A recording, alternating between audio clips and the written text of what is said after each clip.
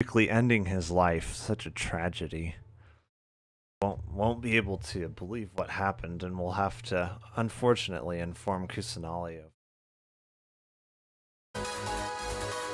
Lead the way, little bean. Little bean nut, R&I, floaty is mean. Okay, Paimon is not mean.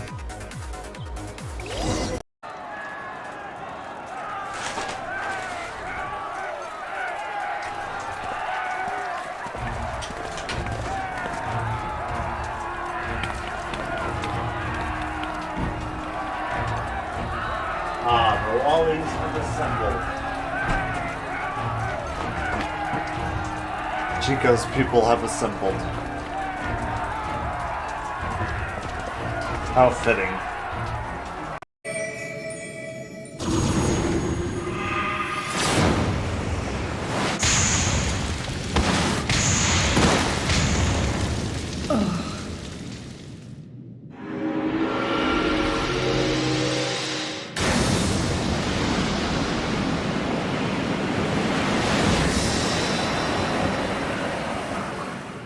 You shall not pass!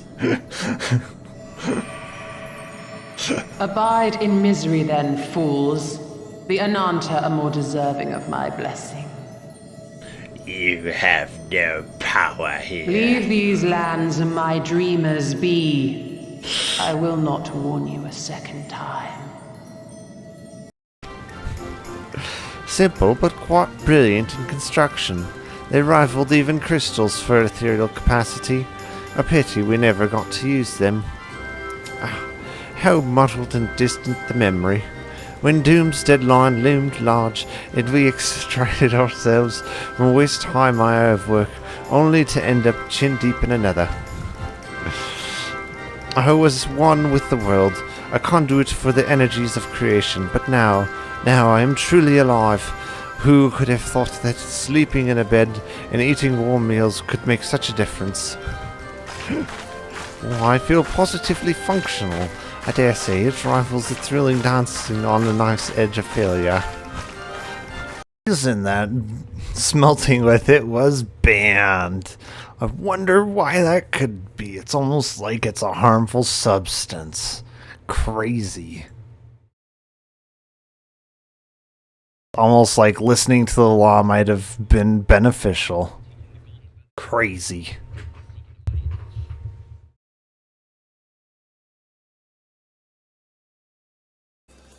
Jeez, Pack. Like, calm down with that freaking chainsaw. Did you almost call me Paku? No, I would never call you such a thing. Okay. There's nobody that could prove that I ever said that word. Nobody. There is somebody. No. Actually, there's You two can't- somebodies now that I think about it. You can't prove nothing. Hey, You have no proof. Smashly. What? Excuse me! Do not call her that! I am going to tell her you said that. And she's going to kill you. She knows my shenanigans. Yeah. We all know your shenanigans. Unfortunately. You all have the pleasure of knowing my shenanigans. Pleasure? Pff, right. That's definitely what it is. Exactly. You know it. From reading through this, it sounds like Boyang ended up staying here for good too. Well, this is just wonderful. So, that's it. There's no way out? What do we do? Are we gonna die here? But Paimon doesn't wanna die! Paimon's had enough of this place! Let me out!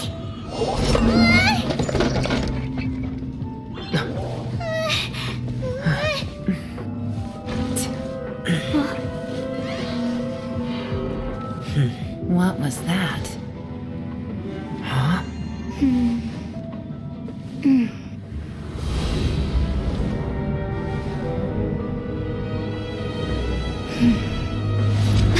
I got it! I just had a thought. Anfe Give me a has second, I just need to brilliant double idea. check.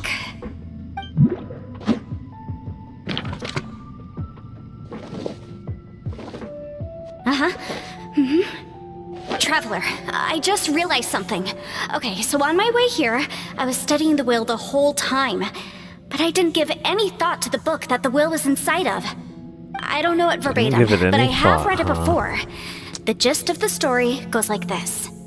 Millennia ago, an Adeptus made a magic device to seal away evil monsters. Later, he made good friends with a human and gave the device to him to use as a catalyst. A few years later, great demons haunted the mountains. The mortal and the Adeptus joined forces to exorcise them using the same device. And that's not all. The book also says this.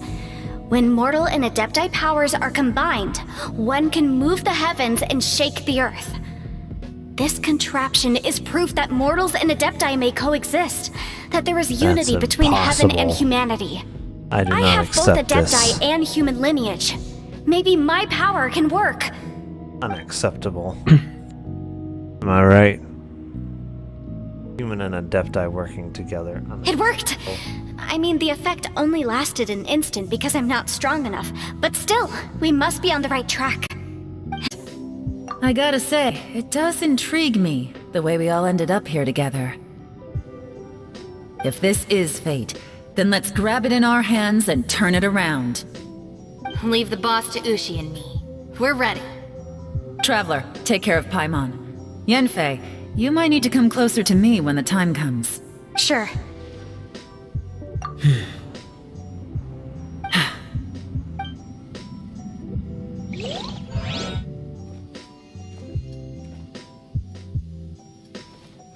Stars align, bestow your light, evil purged by thunder's might. Spirit curbed, pneuma surge, by dictum divine, heed these words. Do as I command! Aha! The fantastic compass is an amplifier. Maintain this energy level, and we may stand a chance. I will maintain the energy flow. Understood. Everyone, stand back.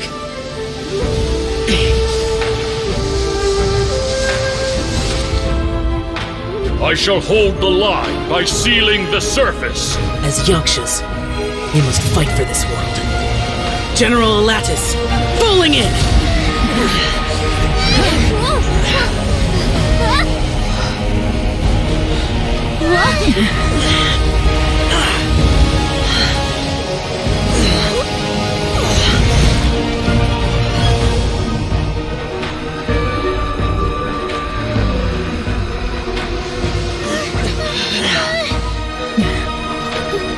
They're probably just there for a chat. Watch out!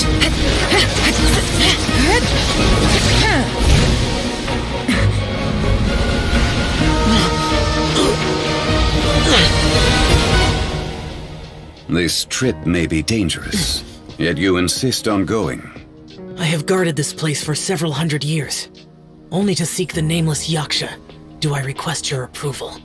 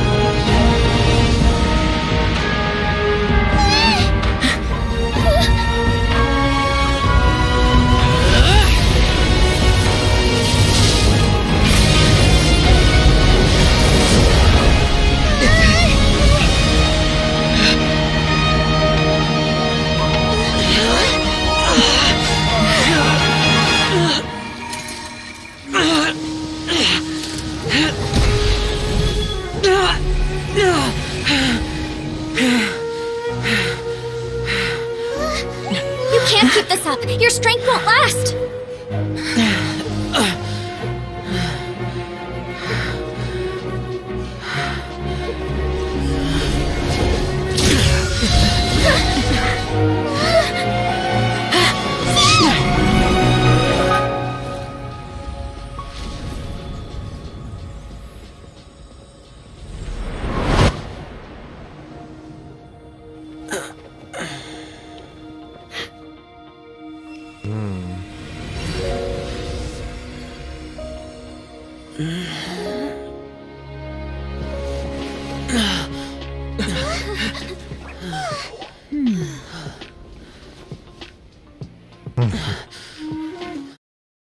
Alright, I think we're ready.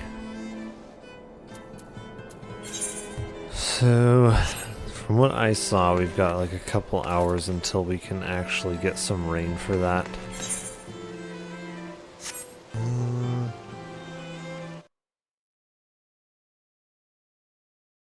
Let's see. What have I got for like level 45 fishing? See what a knife fish is here.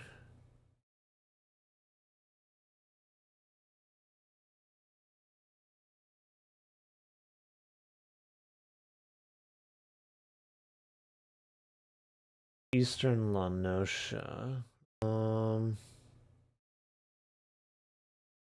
Not sure about this bait though.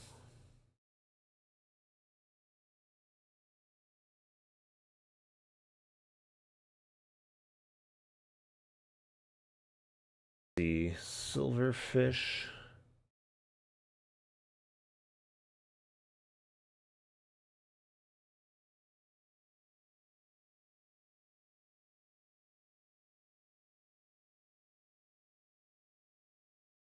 Glowworm, honeyworm. Okay, so it looks like we can use a lot of stuff. Lanosha.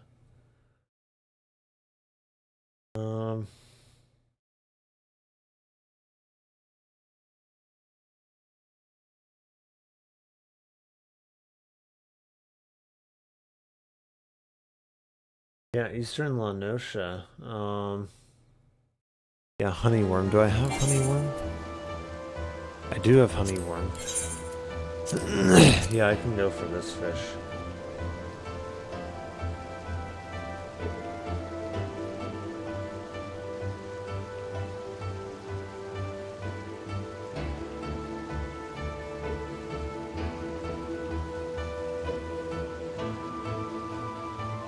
$15 and $27.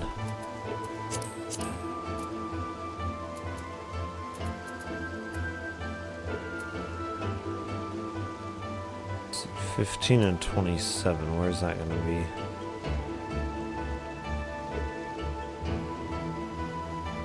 So basically up in here.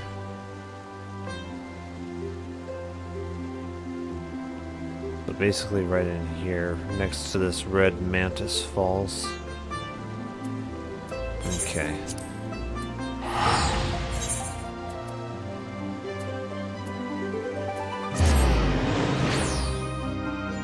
I don't get custom deliveries until I believe it's level 50.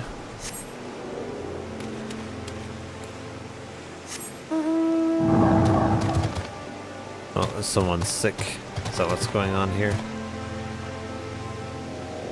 Or, oh, I think he's drunk.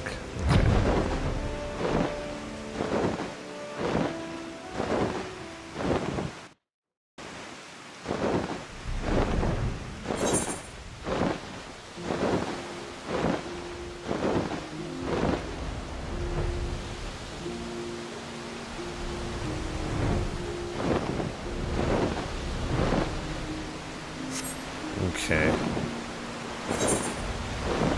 So this is the fall right here. This does look like a pretty prime location. Sup, Sugar Tits? Oh, what's up, Riku? What have you been up to?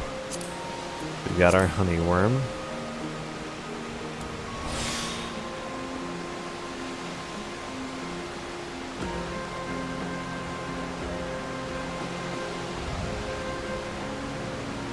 I have to be facing a certain way. In the middle of my workout. I see.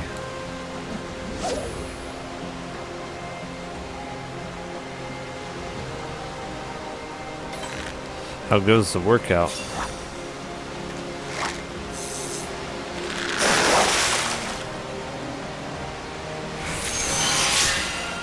Oh, I can use that bait there. Use our mooch ability.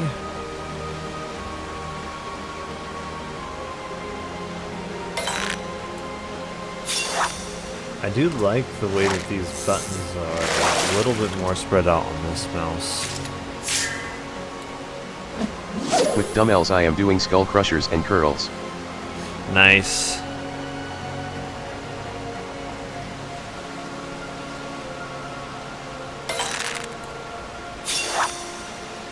As Harry Squatter would say, every day is arm day.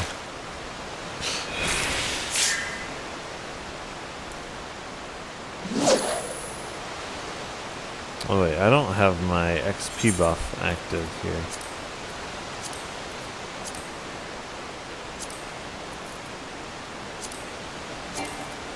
Yeah, I can't use it. Level 6.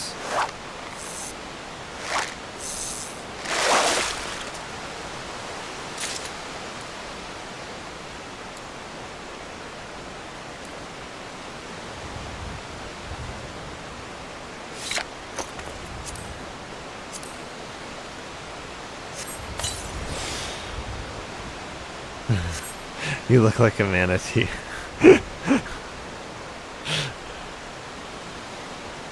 Oh man. I do that every day and sit-ups. I still look like a manatee. Let me see. I should see if I can find some of these. If our internet decides to do anything.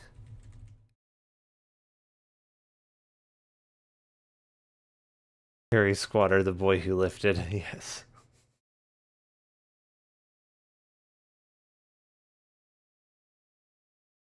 Was it this one? It was one of these, I think. These are funny if you've never seen these. These are really good. The only thing is our internet going to do anything? It really doesn't like it when I'm streaming.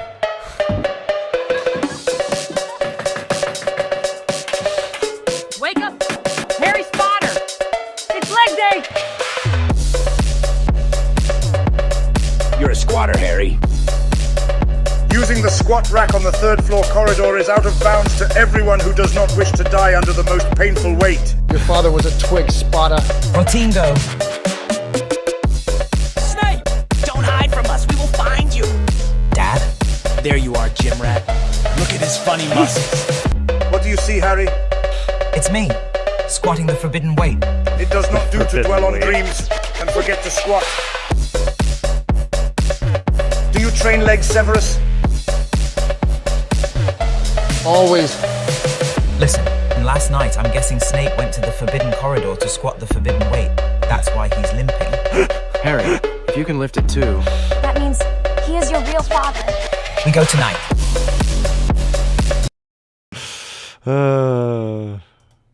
Those are funny. His channel is definitely worth checking out.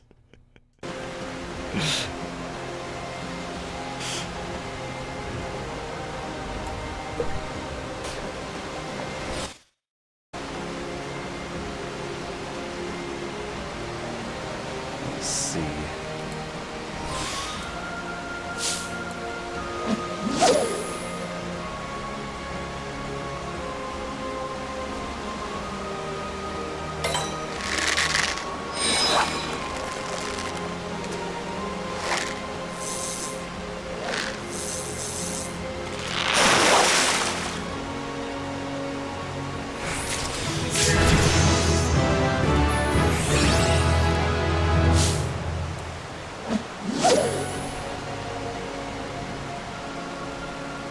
So I got a level.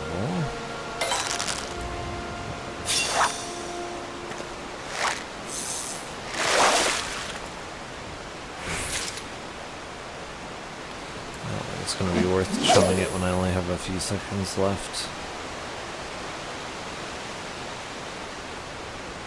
Because it'll keep going until the end of this one.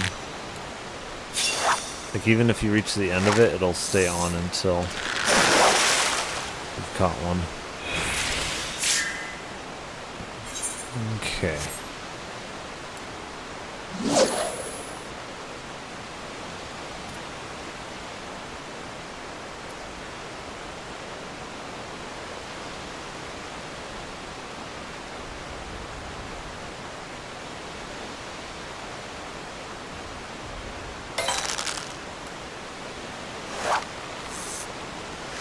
I don't know, I might want to do some more of the MSQ, honestly. It's probably going to unlock more domains and stuff, better equipment and such. Would be my guess. Plus, I'm pretty sure, let me double check. Is it currency? I think it is. Yeah, the weekly thing reset. Weekly limit reset. So I've got that to farm as well. Yeah, I might want to do the MSQ here.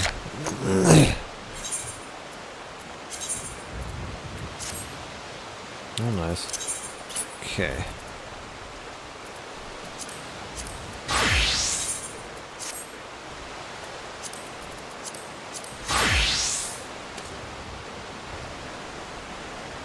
Yeah, it's really interesting because this mouse uses, what do you call it?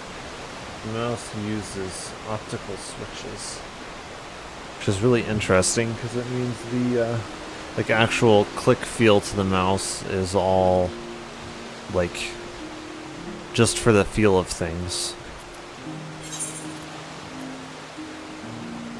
Very interesting. You also have, like, 0.2 millisecond delay rather than a whatever the millisecond delay is of a normal mouse switch. It's crazy.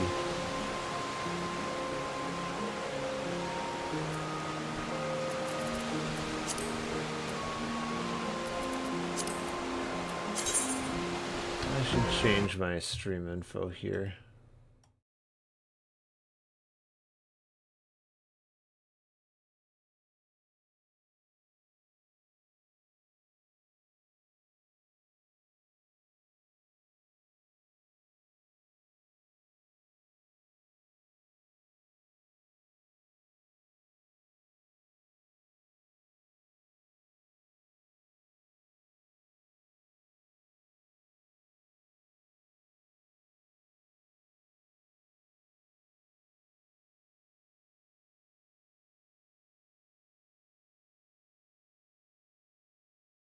Okay, there we go. So we're going to Ilsberg.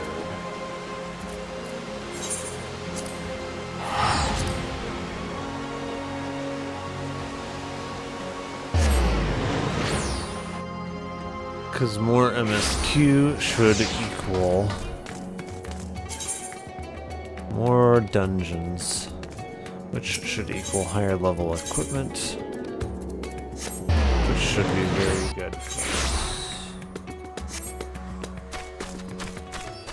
We may even have higher level, what do you call it? May even have higher level tombstone gear as well. Ah, Pack, one of my clerks was just here with a message for you. The students of Valdesian request your presence in Charlian at your earliest convenience. Indebted as I am to your friends, I had hoped that I too might be of service, but it is you alone that they require.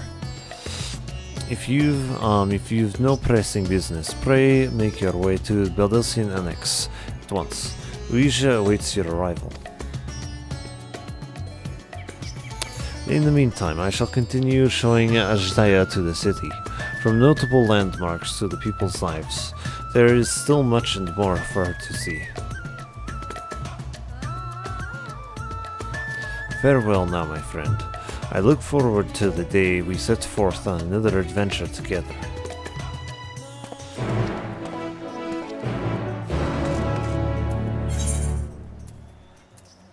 we gotta go all the way up there, eh?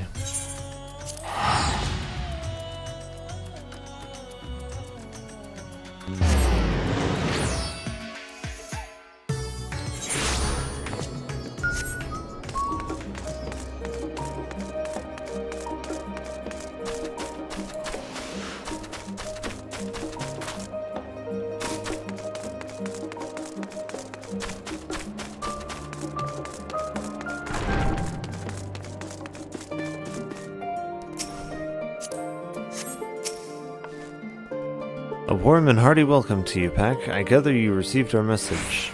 Please wait here while I fetch Krylan Garaha. Okay, will we have voice acting? I don't think so, not given this music.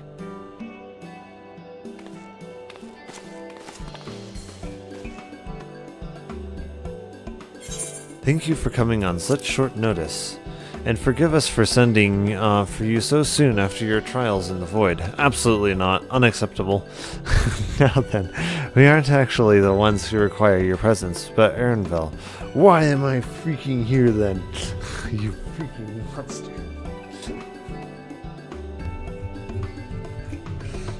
Wasting my time.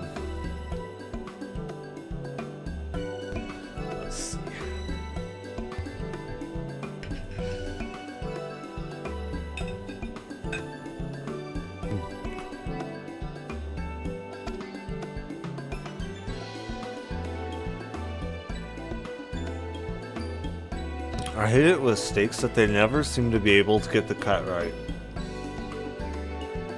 Seems like they're either going for like the 2-inch thick cut or the like almost paper thin cut.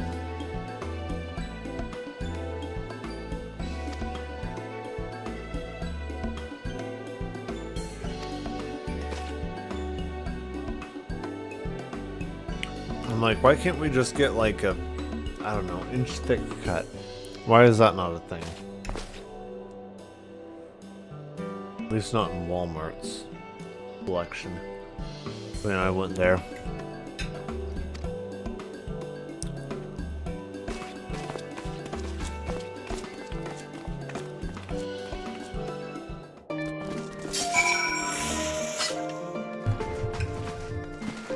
And then you also have to worry about the taste differences between them too.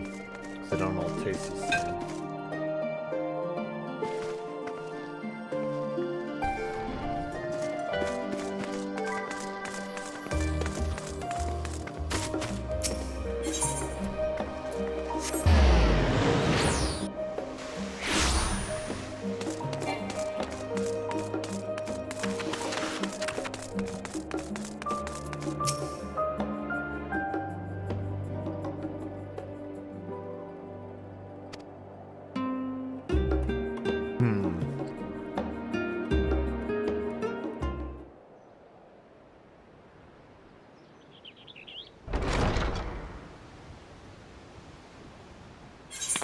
Imposter, I mean Erinvel.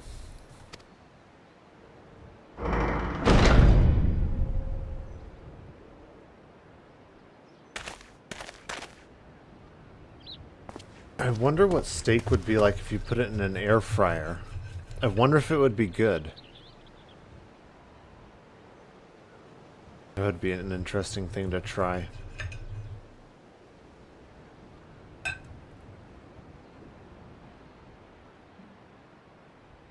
You may not.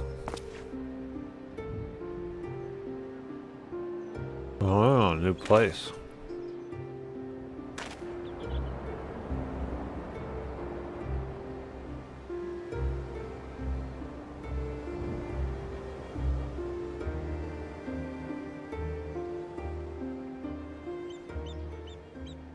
A mystery.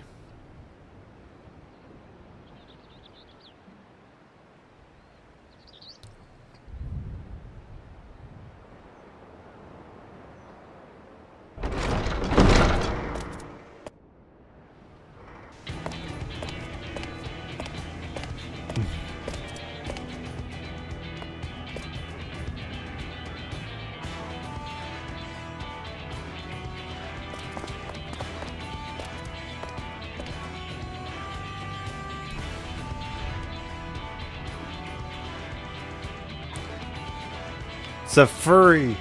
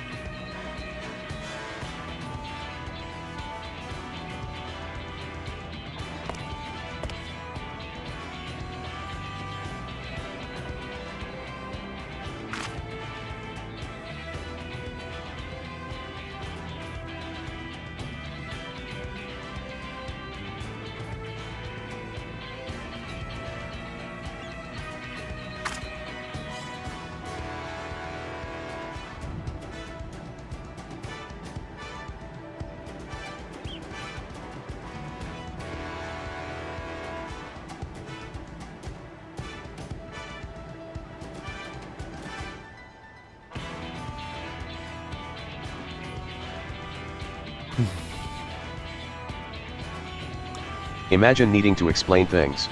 Mm-hmm.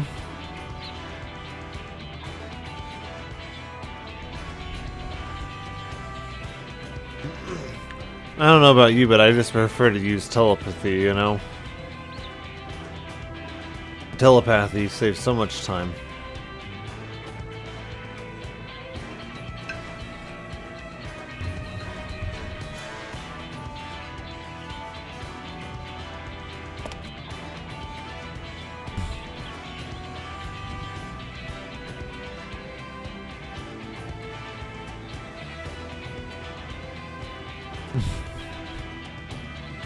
I prefer surprises.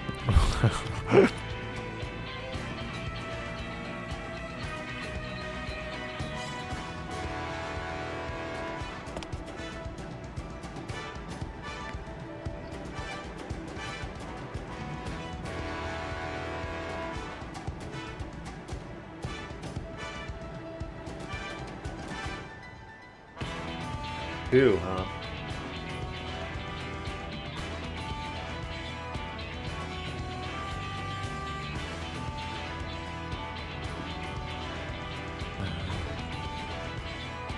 I just arrive at places and yell, bite the pillow, I am coming in dry.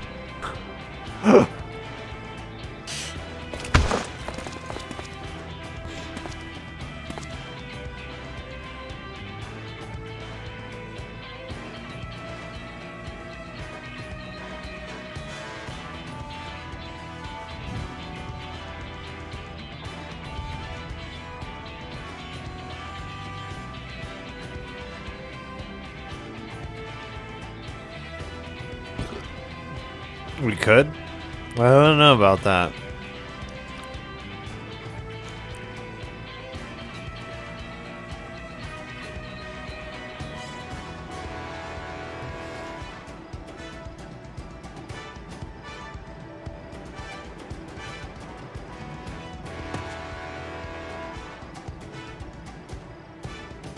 It might if I had any idea what that was. I think there is more adventure in Minesweeper than this.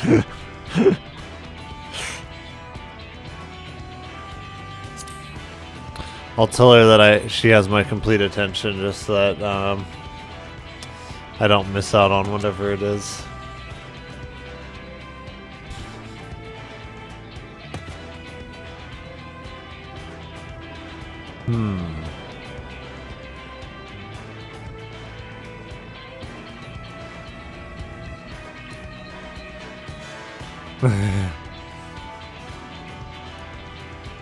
Oh.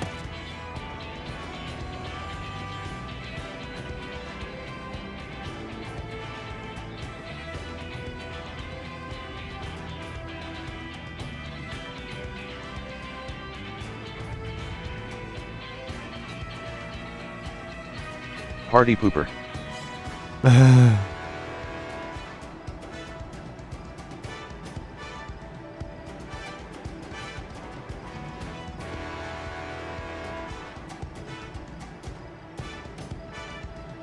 Oh, well, I guess I'm out.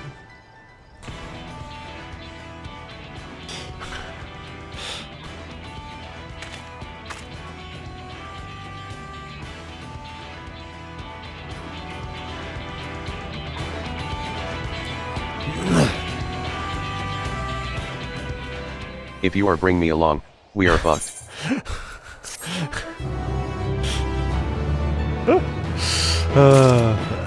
Yes, we are.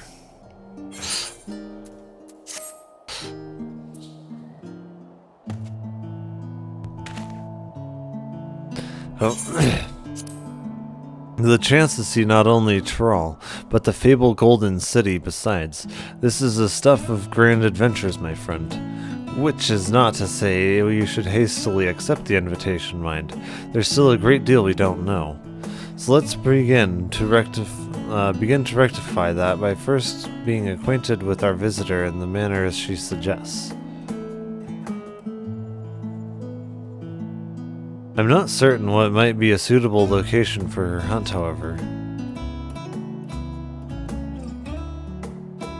While I was at the guild earlier, I learned about a petition from researchers Let's on the rectify all this. Man. You, let's see. You weren't there not too long. Went there not too long ago and culled some unruly fauna, of course, but according to recent reports, other ordinarily docile fauna have grown savage. It's believed that they've been unsettled by some manner of predator, and so the researchers seek assistance with identifying and dispatching it. As part of your hunt, perhaps you might answer the petition. The isle isn't far. We should also be helping those in need. That works for me. Just so you know, I've honed my skills against some of the fiercest beasts in Tyrol. Which means she's a noob. Whatever the creature is, it had better be able to put up a proper fight, or it'll end before we had the chance to get acquainted.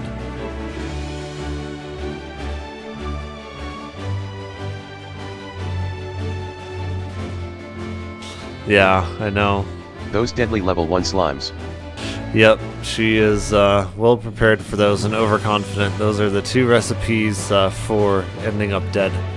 And before we can prove ourselves capable and dependable companions... My apologies, but I must see to some preparations. Pray go on ahead to the isle. I'll join you as soon as possible.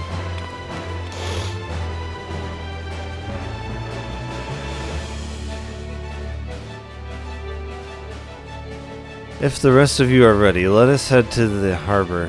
This being guild ship business, it should be simple enough to secure a vessel.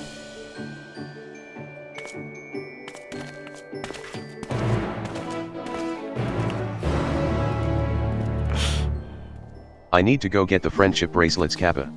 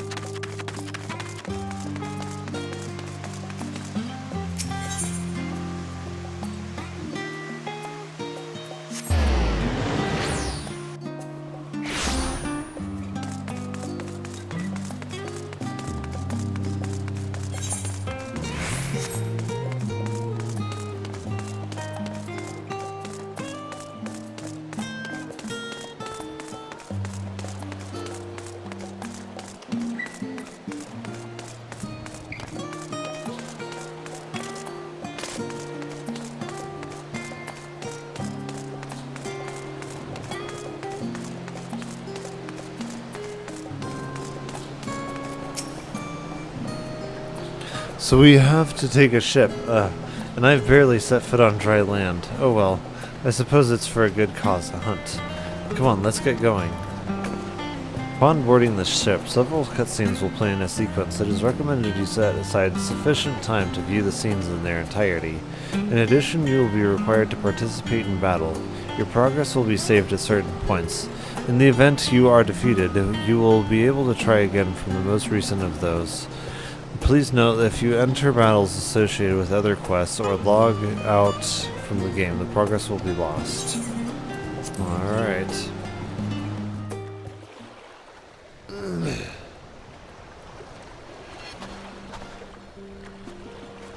Is there going to be voice acting? Oh, there is. Oh, walking. That'll give her some exercise. Ah. Everything becomes a comparison to her homeland, I see.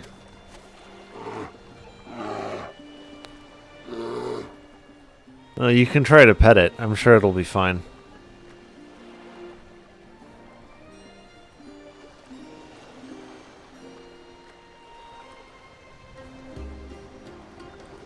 Attack everything else unprovoked.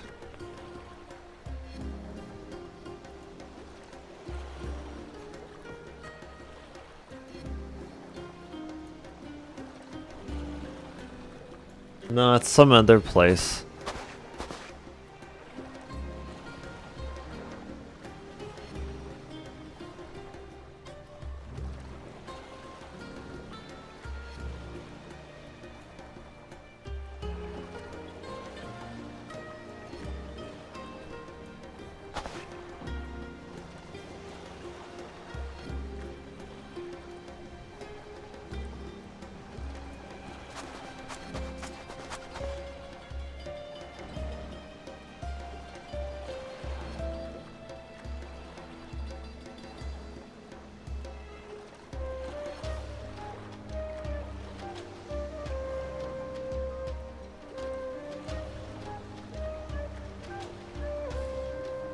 Nah, somewhere else.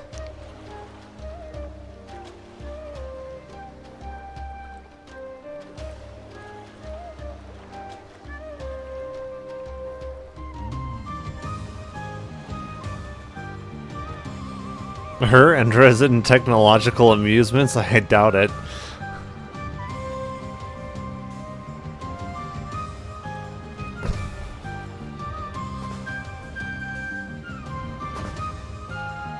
She doesn't strike me as the technological sort. I think she's lying.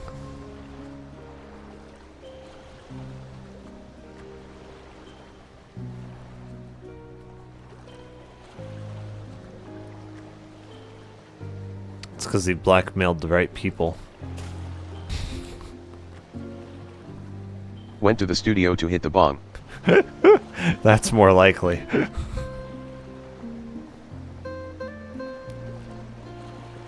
Oh, they're both adopted. That explains a lot of things.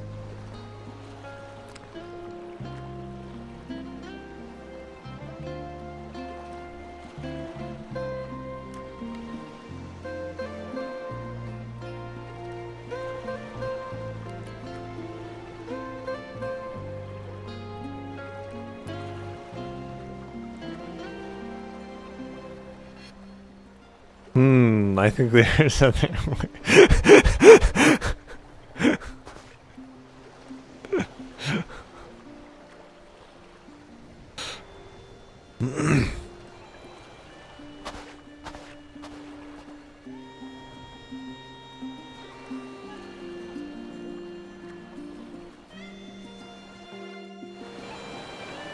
Let's beat the information out of him. Yes.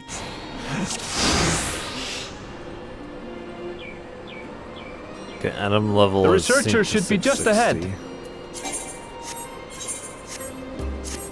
There. The building to the northeast. So, ordinarily harmless creatures have grown savage. No. That would be impossible. Don't know what's got them riled up, but I'll take down any that can describe me. Right, let's hunt our fill.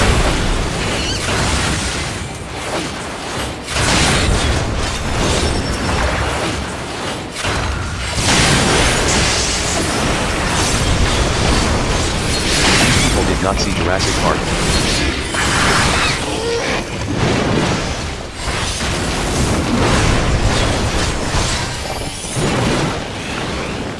I don't have my thing on. Okay, I need to turn that on. Look! Someone's in trouble! No. Yeah! Taste my ass! These animals are so docile.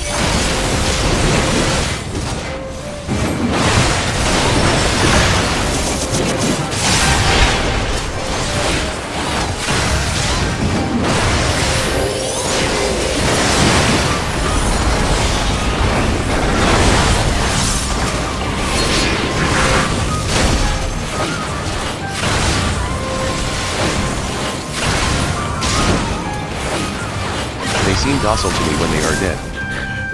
Yeah, I've noticed the same thing.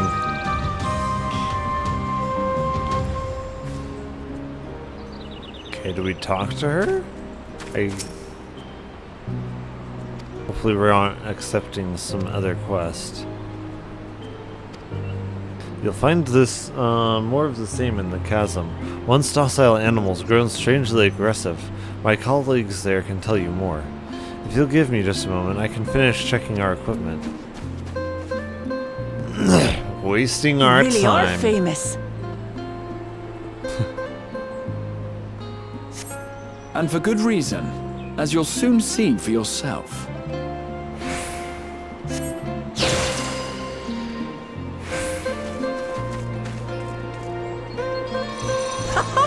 Quite an interesting contraption you've got here. If you give me a moment, I can give you another Is quest. that our petitioner? Yeah. Let's go and have a chat. Not another person. The adventurer come to answer my petition, I presume. We're most fortunate to have one of your considerable skill here to aid us. Yes, you are. I will be paid handsomely for this, right? A creature of unknown origins has been sighted on the island these days. We believe its presence has affected the local fauna. The animals beyond the gate are the worst affected we've encountered thus far, though we dare not go back. Your task is to quell any threats you find, and search for traces of the beast responsible for this. If you should find anything at all, we would be grateful if you would share it with us. I think I will hold on to that information for myself until I'm paid well enough. No, you won't.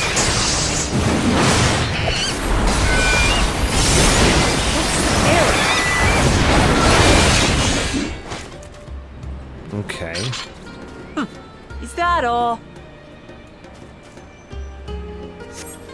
Come on, let's pick up the creature.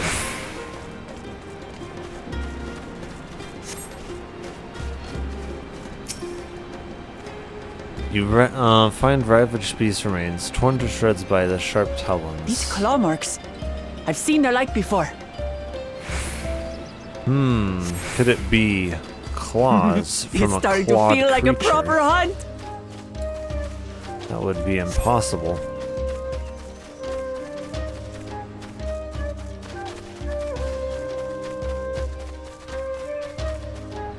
Where do we go? Oh, here we go.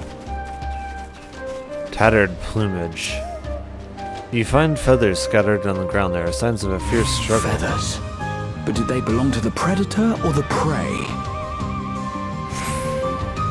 So, how do you prefer our prey? Roasted or raw? Savages You presume it's even safe to eat?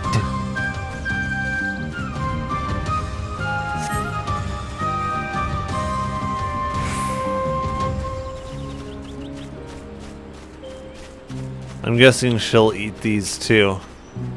The cloying stench of fresh leavings assails your nostrils. Whatever beast left them is likely to still be Still close fresh. by. Whatever this beast Please is, it don't cannot eat be far. these. I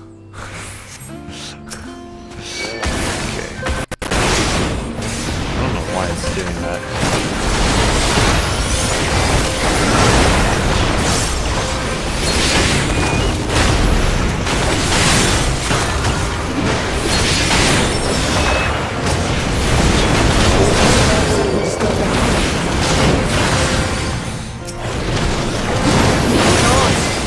They're spoiling for a fight. Hey, got one.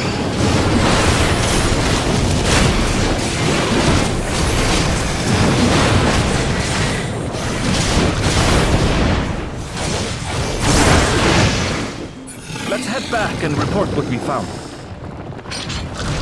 No, we should hold on to that information until they're willing to pay a lot more money for it.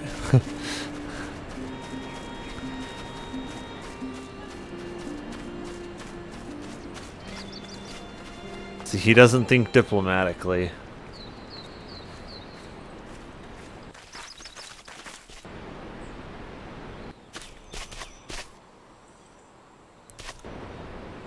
See, they ask something like, what's causing these beasts to go wild? And you go, I don't know. They're a severe threat. If only you knew what was causing it, then maybe your families and your lives wouldn't be in danger.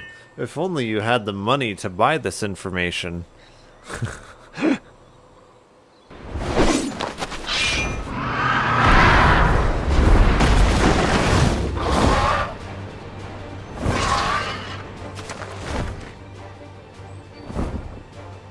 It's a bird.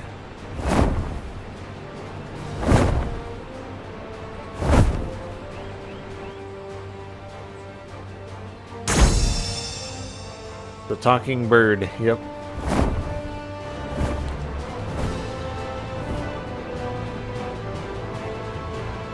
It speaks, but it knows not what it says. That's the mark of an intelligent creature.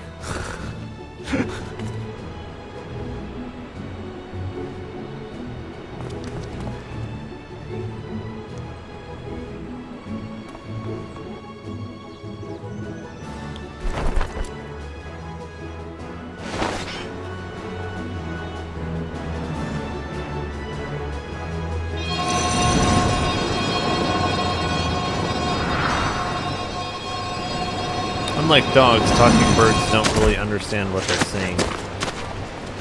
They just imitate what you say. Dogs, on the other hand, can understand, on average, 200 human words.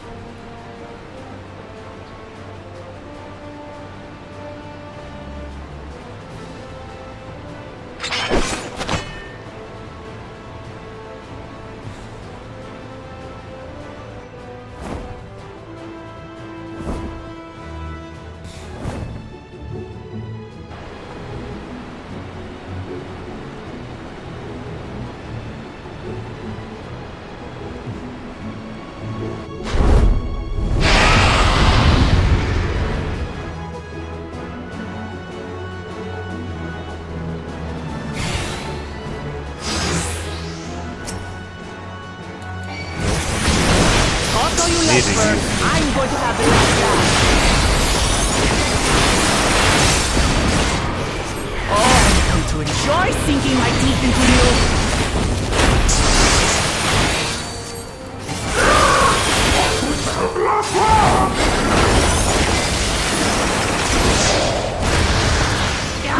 Shut up already, you blasted bird! That's kinda kinky.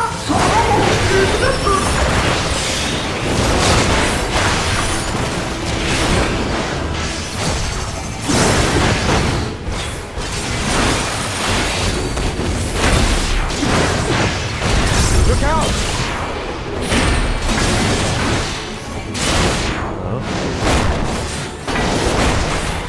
I've never seen such an enormous colibri.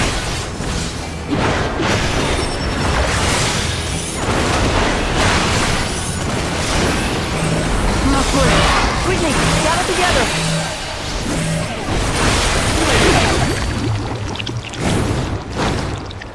It made a sticky mess. I've got you!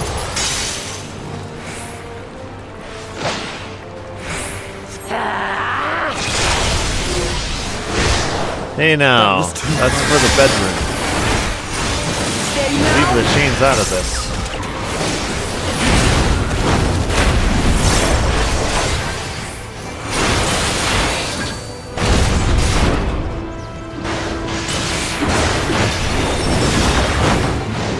Hisoka, is that you? I'm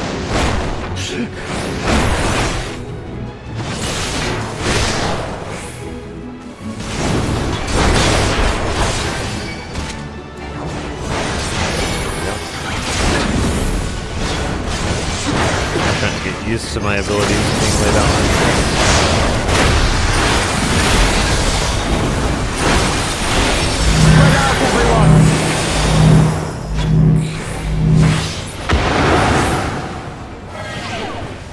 For that. Oh. That was a pretty easy escape maneuver. How? Do I hit it? Oh, I do. Okay.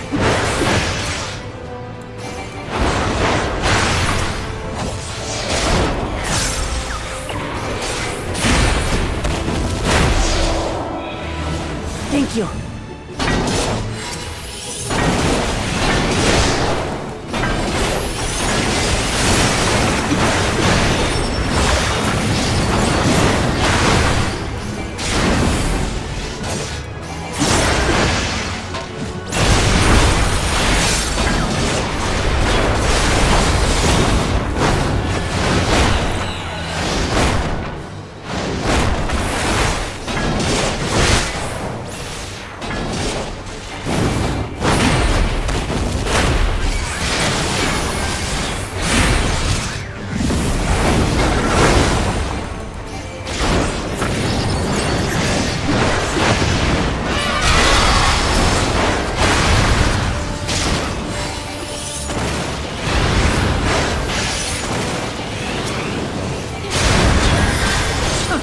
That was hardly a tickle.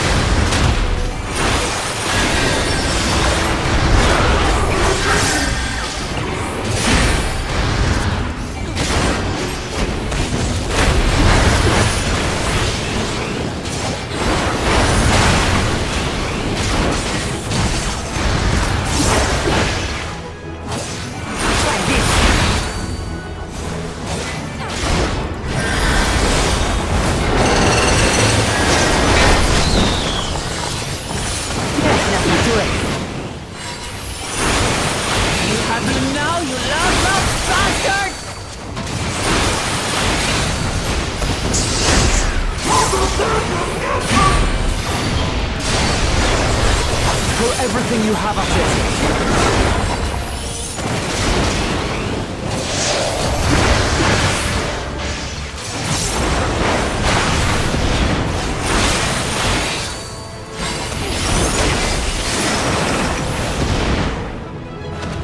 And that wasn't too good.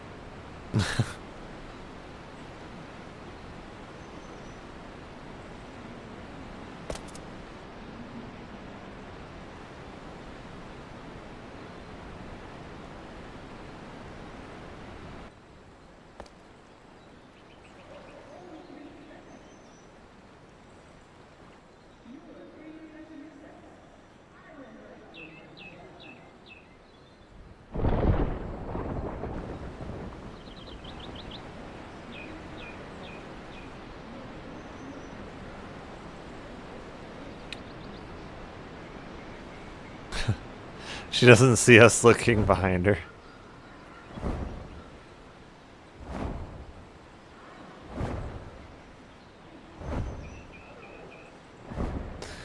She's not very smart.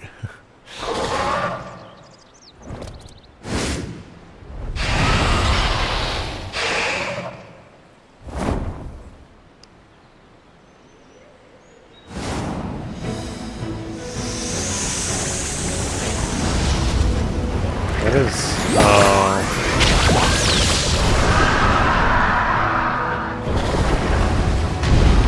It requires art. Kryl is correct. This requires art.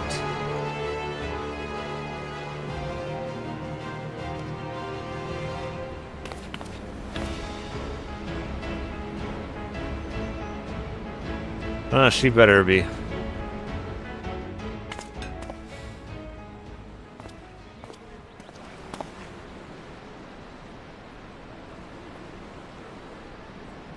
A likely story.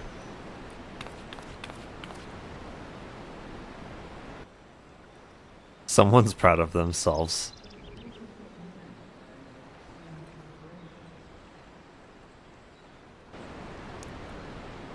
Yes, the art is super effective.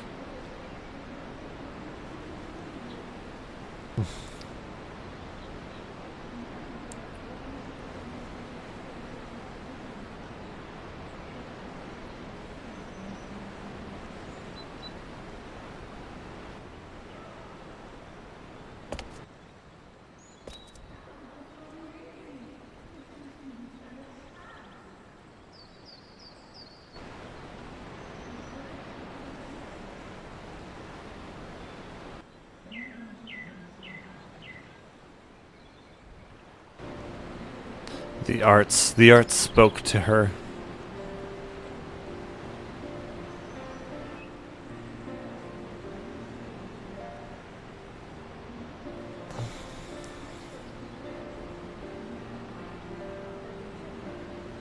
She's answering the calling of the arts.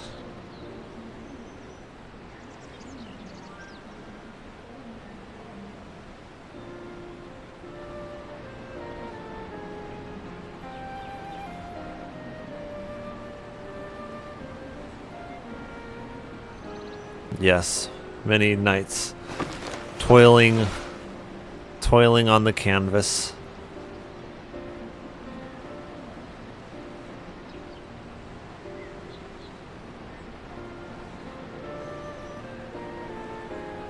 The art.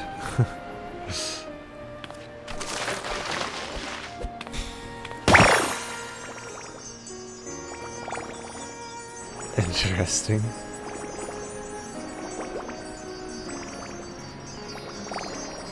Oh yes, the most fearsome of all magic.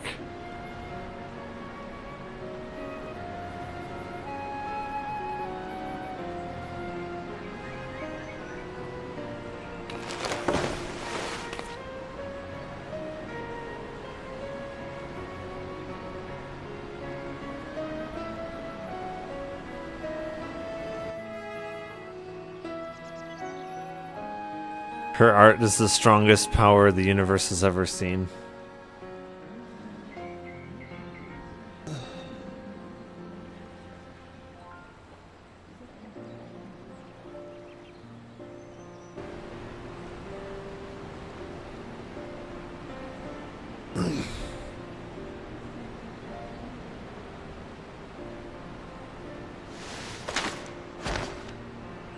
Yes, it is a letter.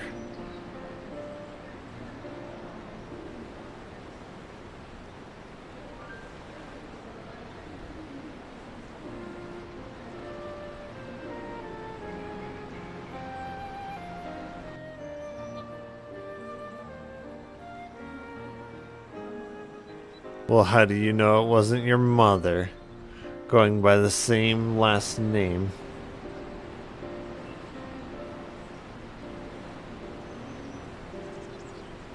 Because your mother would have the same last name, wouldn't she?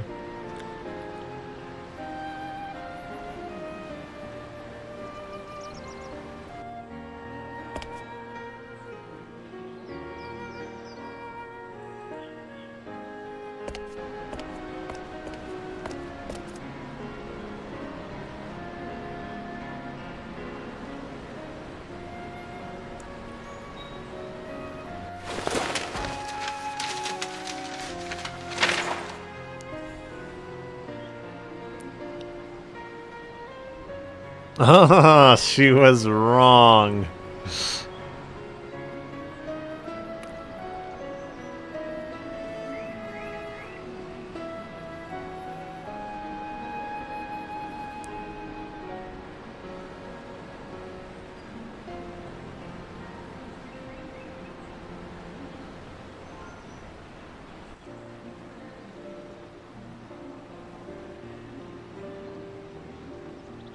So they came up with gibberish. Brilliant.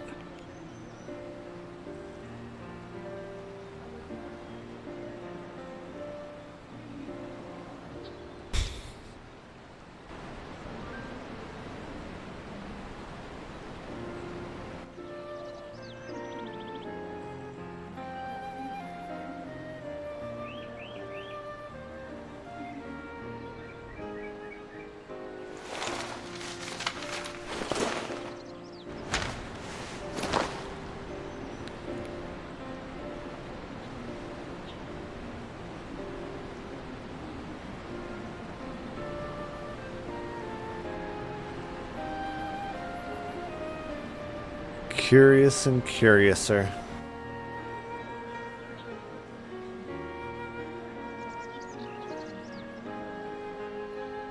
She would mind, I'm sure.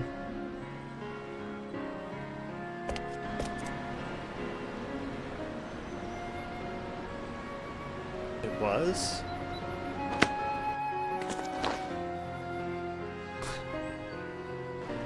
Big KFC. Just try it up first. It's Big KFC.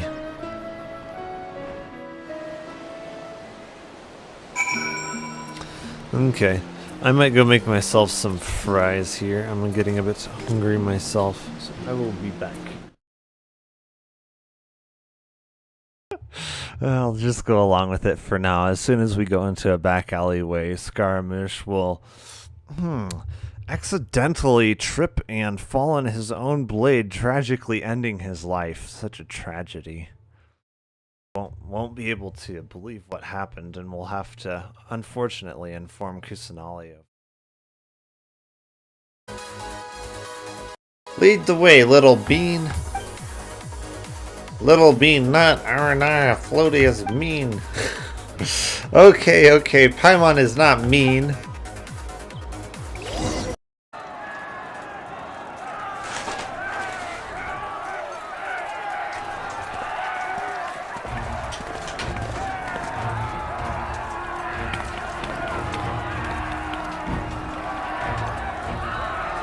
The Wallies have assembled. Chico's people have assembled. How fitting.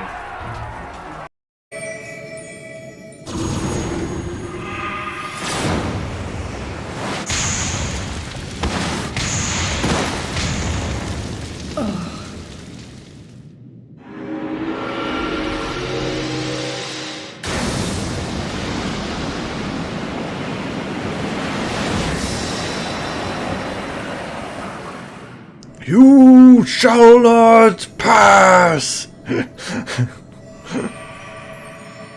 Abide in misery then, fools. The Ananta are more deserving of my blessing. You have no power here. Leave these lands and my dreamers be. I will not warn you a second time. Simple, but quite brilliant in construction. They rivaled even crystals for ethereal capacity. A pity we never got to use them. How muddled and distant the memory. When Doom's deadline loomed large, and we extracted ourselves from waist-high mire of work, only to end up chin-deep in another. I was one with the world, a conduit for the energies of creation, but now I am truly alive. Who could have thought that sleeping in a bed and eating warm meals could make such a difference? I feel positively functional. I dare say it rivals the thrilling dancing on the knife's edge of failure. Isn't that smelting with it was banned? I wonder why that could be. It's almost like it's a harmful substance. Crazy. Almost like listening to the law might have been beneficial. Crazy.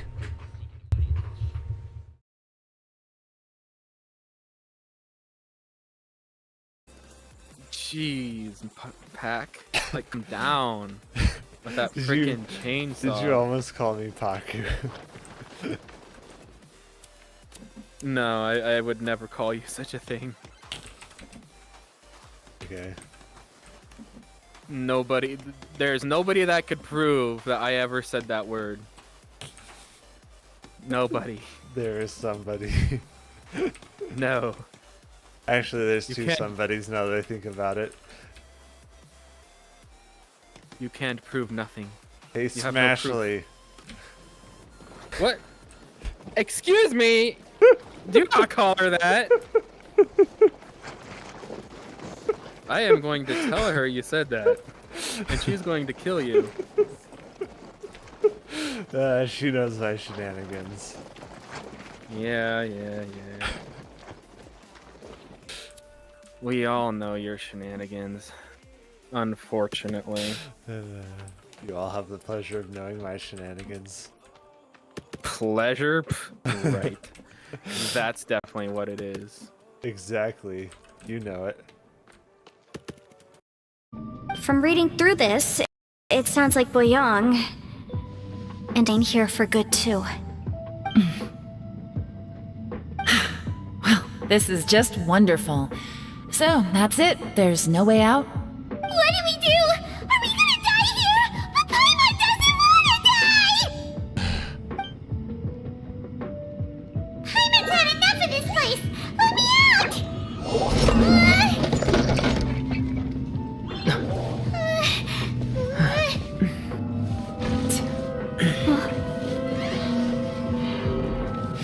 What was that? Huh?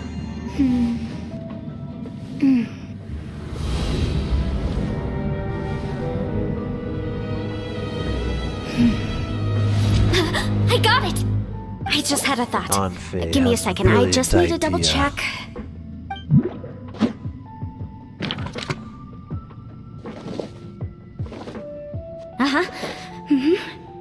Traveler, I just realized something.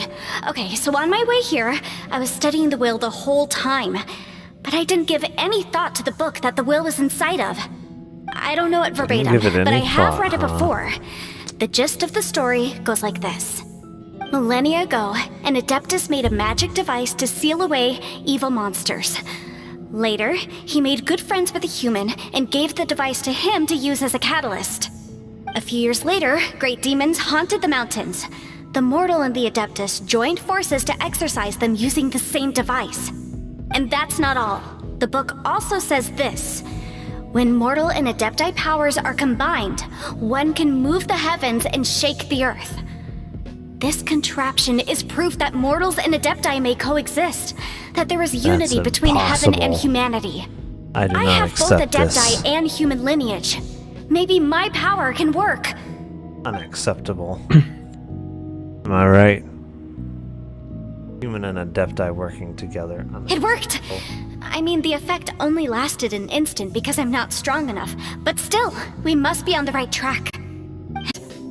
I gotta say, it does intrigue me, the way we all ended up here together. If this is fate, then let's grab it in our hands and turn it around. Leave the boss to Ushi and me. We're ready. Traveler, take care of Paimon. Yanfei, you might need to come closer to me when the time comes. Sure.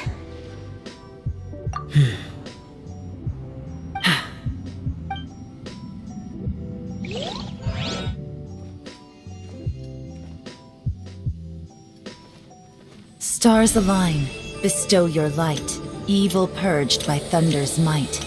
Spirit curbed, pneuma surge, by dictum divine, heed these words. Do as I command! Aha! The fantastic compass is an amplifier. Maintain this energy level, and we may stand a chance. I will maintain the energy flow. Understood. Everyone, stand back.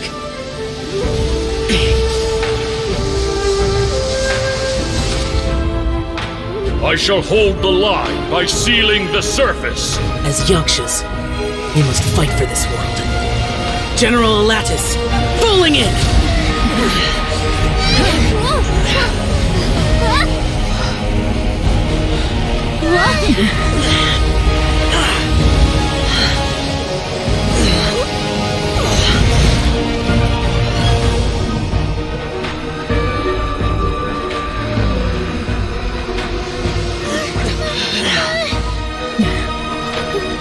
They're probably just there for a chat. Watch out!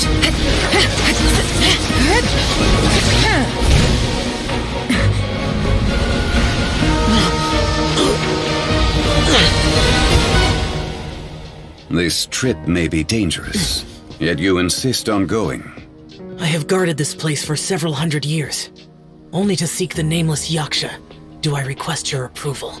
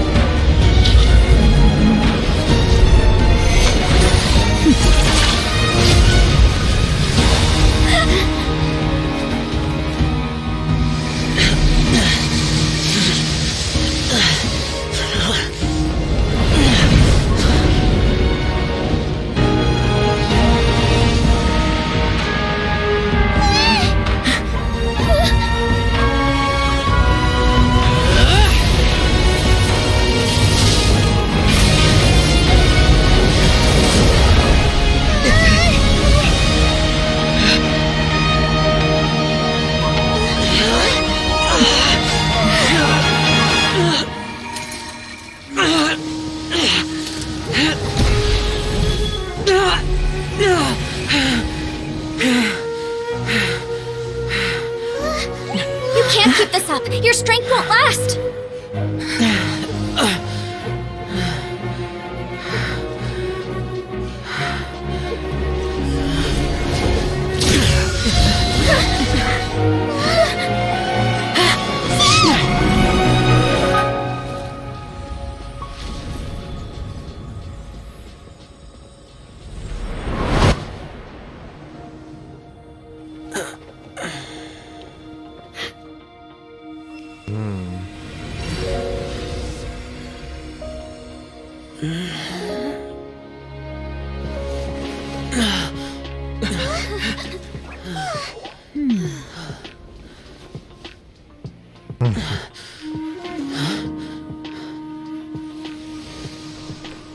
Zhongli.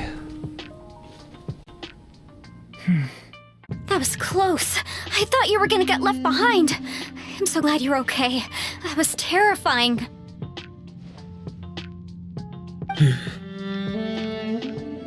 I know what you were thinking, but...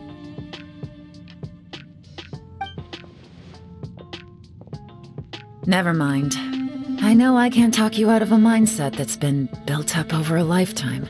I don't think we were ever going to reach an agreement over the final strategy. But in the end, it was thanks to you that we managed to escape. So, thank you for saving us all. No. I could not have done this on my strength alone.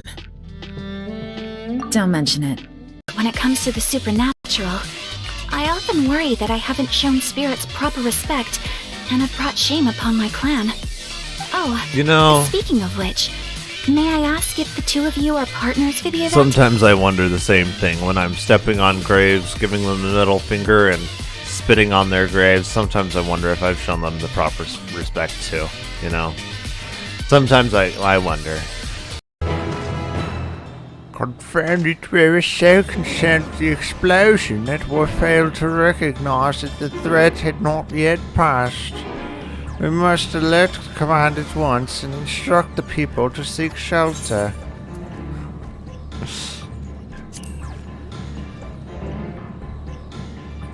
What? You mean to go there to investigate? And again, you are more than capable of defending yourself, as you wish. We will leave this in your hands. The Grand Skull Ground is situated at the base of Kahidaka here. I myself am not familiar with the mountain paths, but the quarry workers are bound to know many. Portananiad, for instance, he has worked there the longest. Go well, my friend, and may the sisters help you. You did pretty good to have lasted this long. Oh, the fish used to jump onto my boat.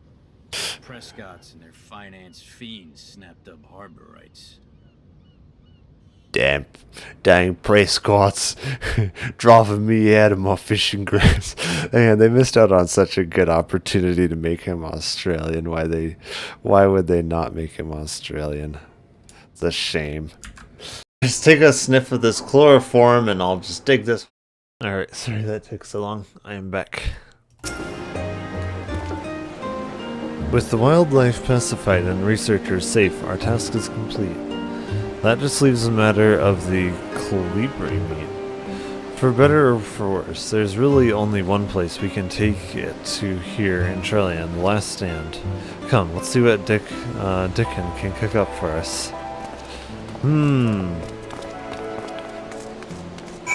So we're gonna be the first to try out KFC's new recipe, huh?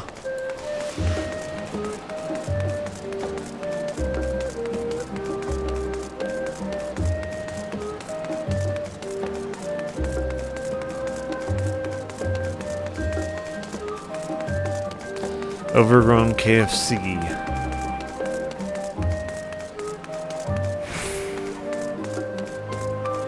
Jamming way. I didn't know there was a Loprit named Jamming Way. Well, no, there's a famished face, if I've ever seen one. What can I get you, Peck? Oh ho, bird meat from the hunt you say. Leave it to me. I have just the recipe.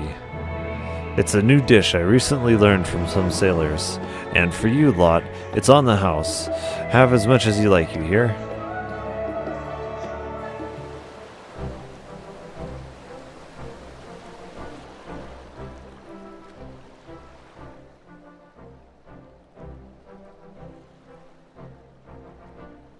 That doesn't look like chicken to me.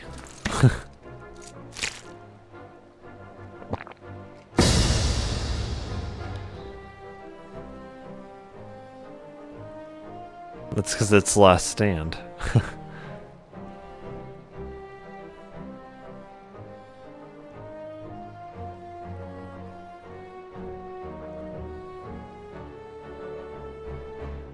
Spicy is good. What are you talking about? He's always been soft.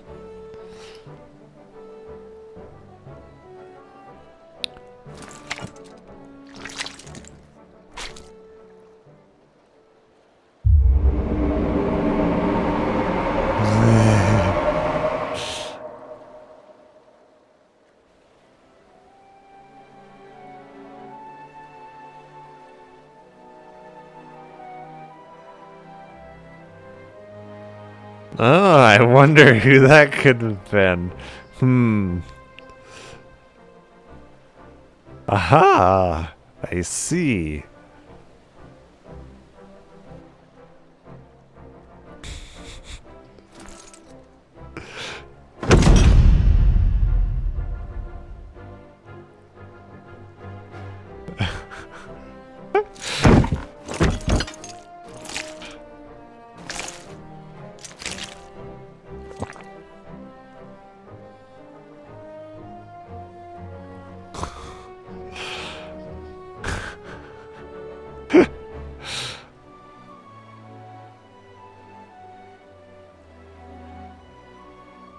Oh, she's figured him out. Gosh darn it. He's gonna have to change his tactics.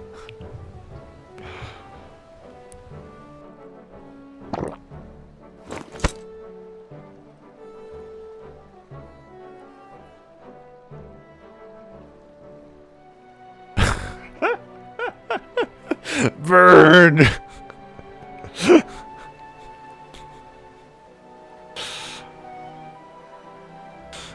She just got burned.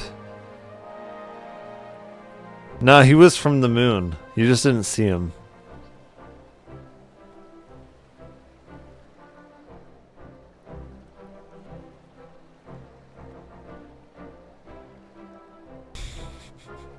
Oh, she's good at those.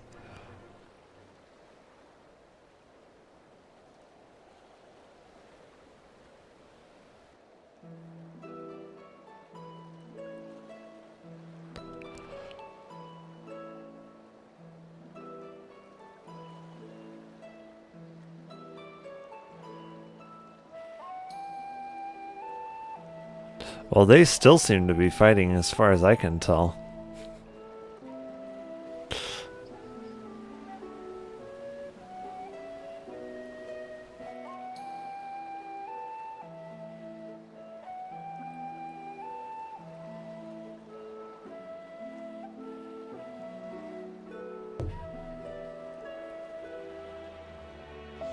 Oh, so not you, basically.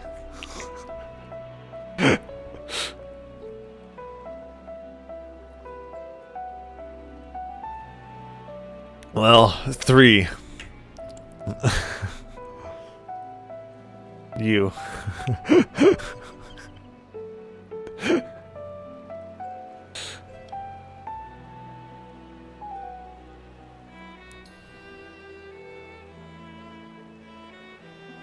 Oh, so there's 2 people that can't be allowed to rule, is what she meant to say.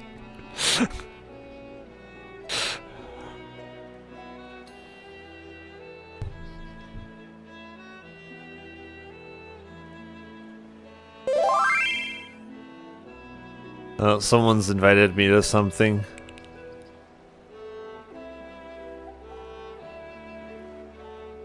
So much war.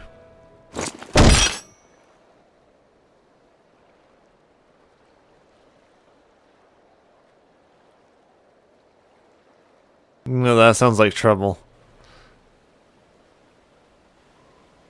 Sounds like just as much trouble if she wins it.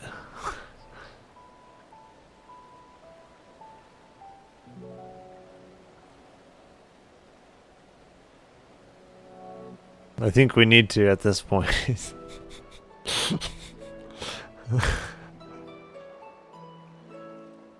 Oh, okay, good.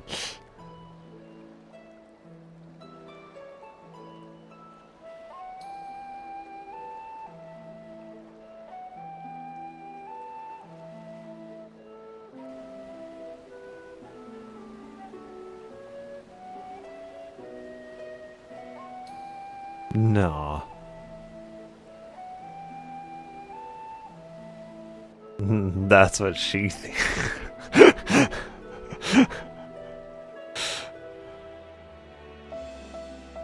We'll tell you yes, but then we'll help someone else win instead.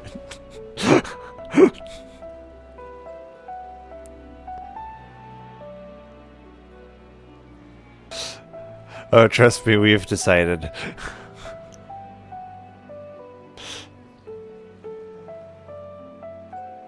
Anybody but this furry. Gosh darn furries.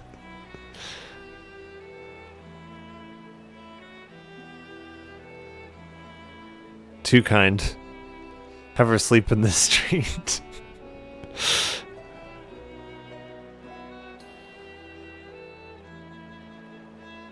Absolutely not. How dare you?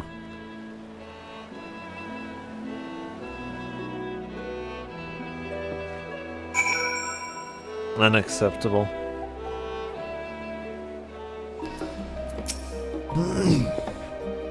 Whether Wook Lamont has the makings of a ruler, I couldn't say. Oh, really? Huh? Couldn't or wouldn't? I think we know the answer.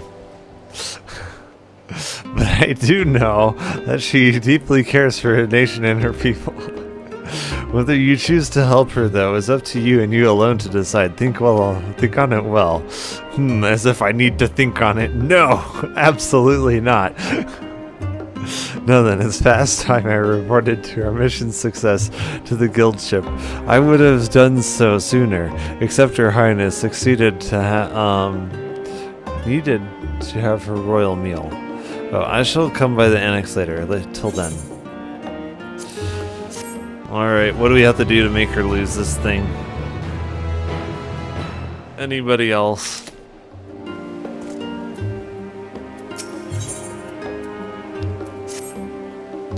Well, I dare say we have a fair grasp of Wook Lamott's situation. Still, you've been afforded time to consider her invitation. Why not use it to learn some more of Terrell? Nomenon is bound to have some more information on the continent.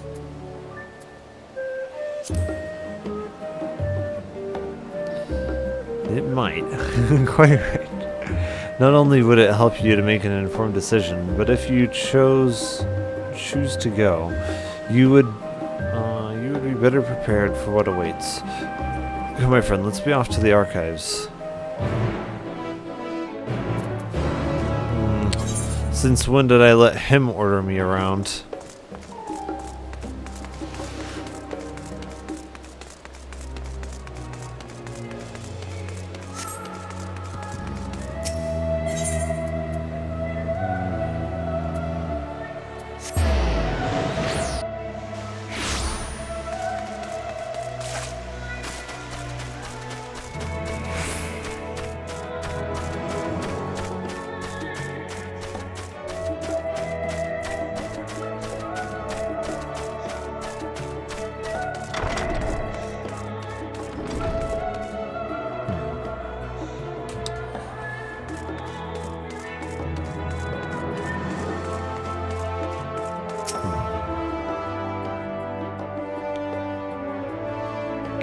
The origins of blue magic can be traced back to the esoteric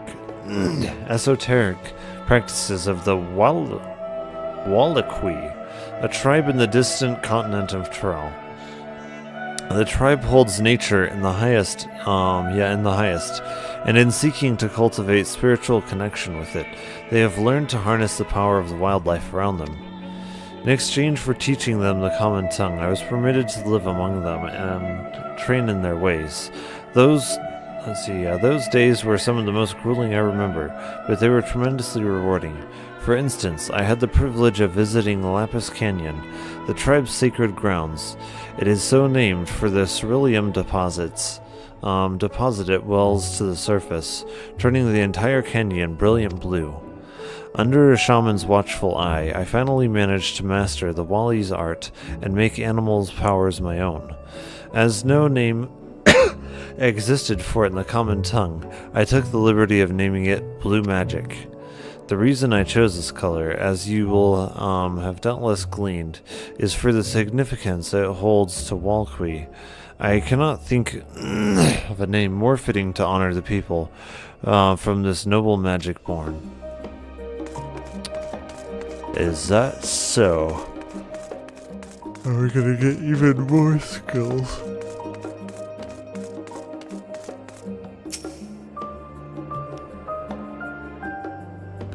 It is impossible to adequately discuss Eorzean cuisine without speaking of the land that from which many of our modern-day staples hail, the far western continents of Tyrell.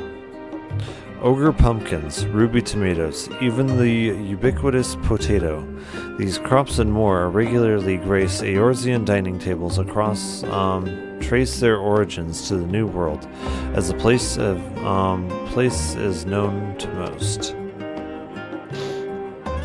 The tale of this culinary immigration begins in the year 1498 of the Sixth Astral Era, when a Lominsan soldier named Kenetram successfully traversed Indigo Deep to arrive at the therefore unknown continent. Kentram spent several months exploring inland, in the course of which he encountered denizens of sprawling nations Malja. He was even granted an audience with their supreme leader, whose confidence he won along with the permission to roam freely.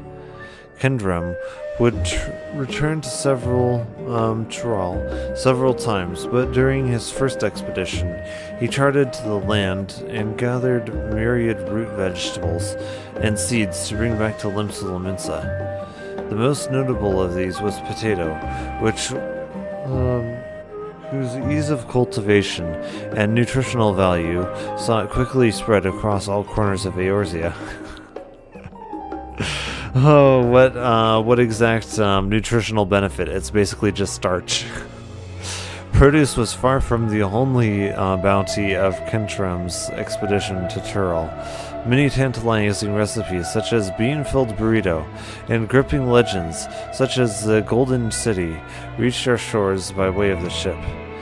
To those outside of Kentram's circle, Tyrell largely remains shrouded in mystery, yet its influence on our cuisine cannot be overstated. Many scholars, myself included, would relish the chance to immerse themselves in the culinary culture of that faraway continent. An interesting thing about potatoes, did you know that they actually used to come from a poisonous plant until, I believe it was the Incans, or Mayans? Yeah, Mayans. Until the Mayans bred out basically bred out the poisonous nature of it through selective breeding. It's very interesting. But yeah, potatoes actually came from an originally poisonous plant.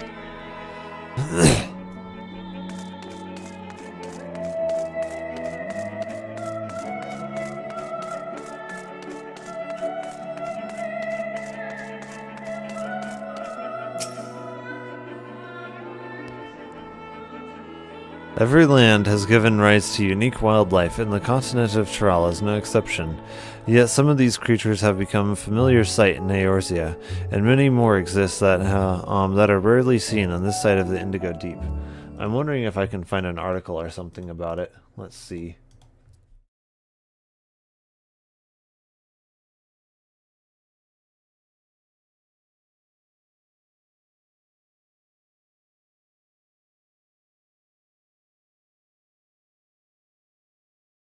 Yeah. Yeah, I think this might be one. They even grow in regions where there is no perennial grasses that can survive. The tubers of wild varieties are small and bitter and can be poisonous, so nobody knows how and why they were first cultivated. I'm wondering how much they go into it. Let's see.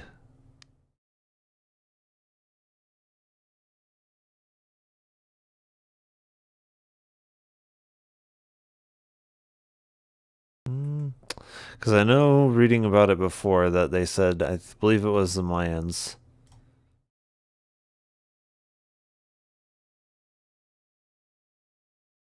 Bred out the poisonous aspects of it. Oh, interesting. Yeah, one part of the myth rings true. The potato does contain a natural toxin called sulline that exists in the leaves, the stem, and the green spots on the skin. Certainly possible that someone, not Rely, but some European, ate the wrong part and got sick. Others spurned it because it wasn't mentioned in the Bible or because it resembled a leper's deformed fingers and toes. By the 1700s, potatoes had become part of the European diet. Okay.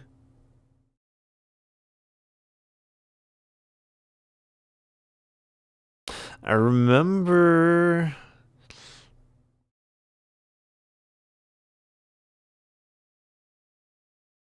I'm wondering if I can find something about it.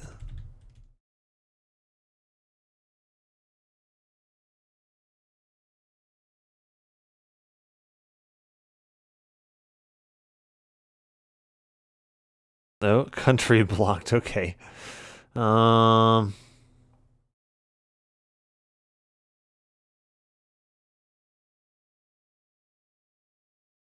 It was either the Mayans were the ones who got rid of the toxicity of potatoes, or they were the ones who were believed to have.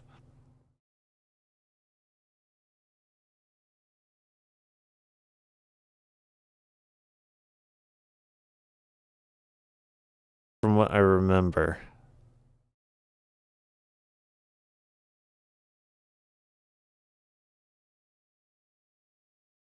Let me see.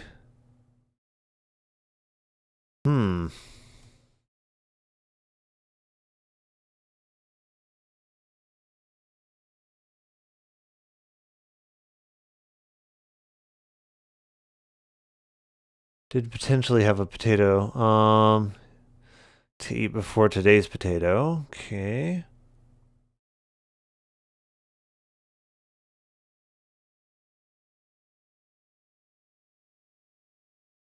Or was it Aztecs?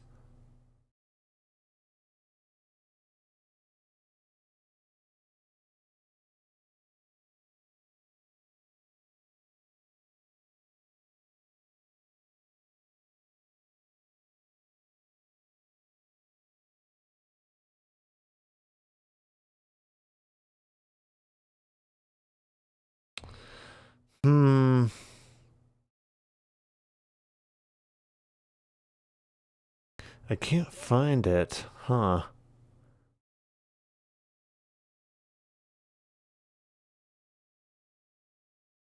It's interesting. It was this whole, like, pretty much documentary about it. But I can't seem to find anything on it now. Let's see. This tome introduces a specific variety described as the testimonies of sailors and adventurers. Alpaca. Alpaca. Accustomed to Tyrol's craggy mountain ranges, this four-legged beastkin has been domesticated for seemingly hundreds, if not thousands, of years. Their soft white fleece is highly prized by weavers, while their strong legs and sure-footedness make them capable beasts of burden. This ferocious scaleskin is native to dense jungles of Tyrol. The Mamulja have succeeded in taming them and utilize their prodigious strength for manual labor. Given their immense size and power, it should come as no surprise that the Wyver is also employed as a siege beast.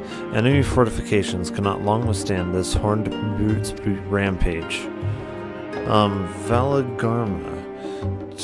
Trali folklore holds that this bird-like creature is the mightiest of beasts and the very embodiment of nature's power. Whether it exists beyond myth, however, is uncertain. Was that what we just fought? I bet you it is.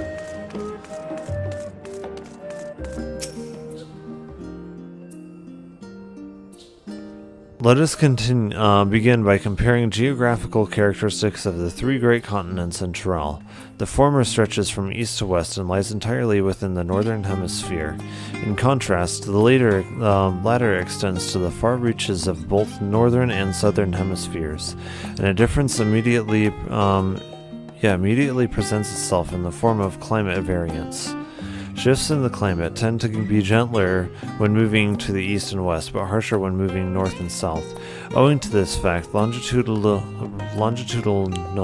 migration is far more common in history, whether it be by men, animals, or plants.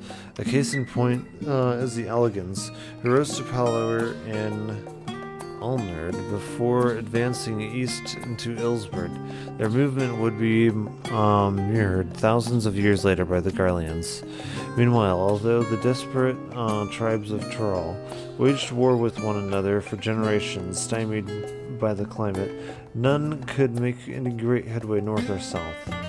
Tribes hailing from frozen lands withered beneath the desert sun, while those who thrived in open plains could not pierce the dense jungle. Such was the way of it until the leader of Mulja succeeded in bringing the continent under one banner. Given the land's divided history and the reason thereof, one cannot help but be in awe of this feat. Truly, it is a testament to the Atrox greatness. Having perused a wide selection of books relating to Tyrell, you are somewhat better informed about your potential destination. Gratia will be eager to know what you have discovered. Should you wish to read these books again, speak to the reference page.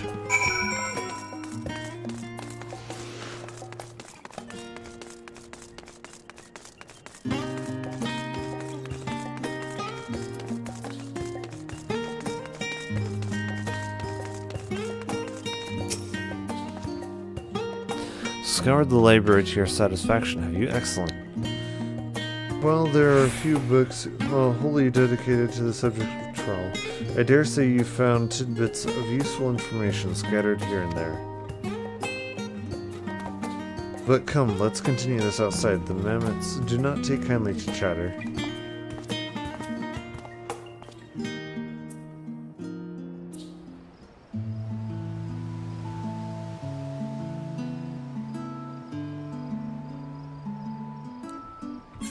Now then, I'm quite keen to hear your honest impressions. I couldn't help but notice that we read the very same book on cuisine. I was pleasantly surprised to find a reference to Tyrell within. Among them, did anything in particular pique your interest?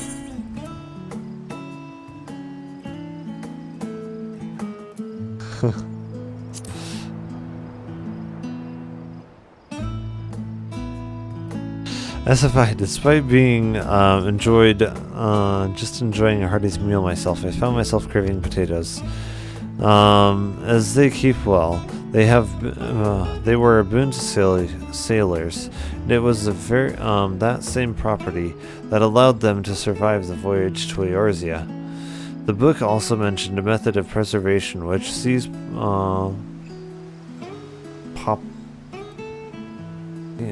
I'll just call it potatoes, repeatedly frozen and dried. The resultant product was apparently used in a stew by people in mountainous regions. I should like to sample that dish one day, and in all the unique cuisines of that vast continent.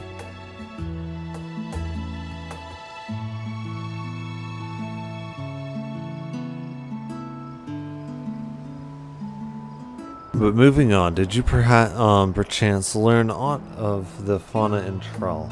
Given your adventuring background, I expect the topic would interest you.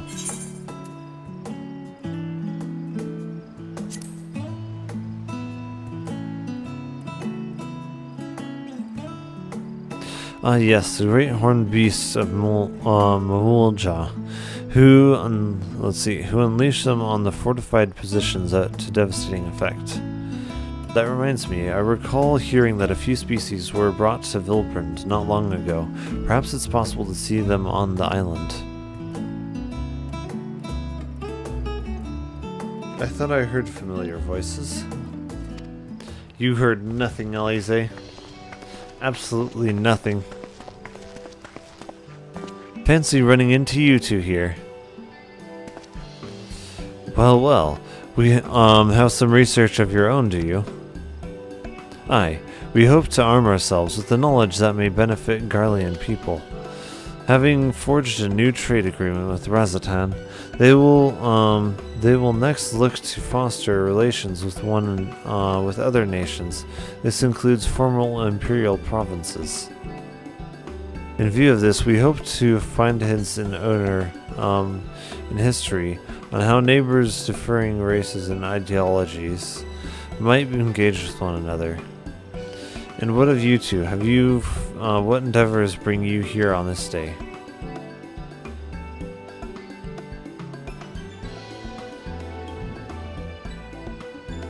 Mini endeavor.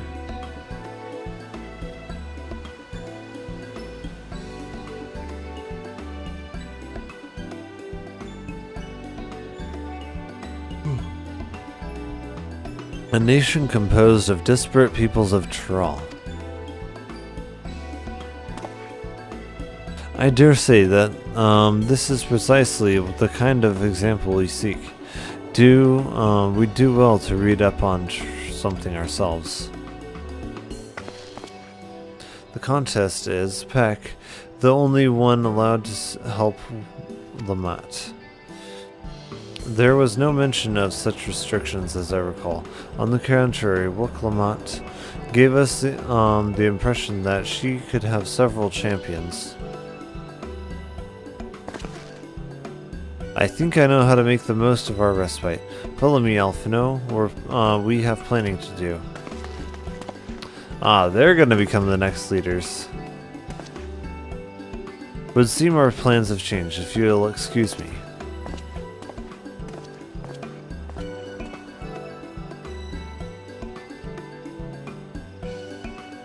They never could rest on their laurels. Come, let's return to the annex.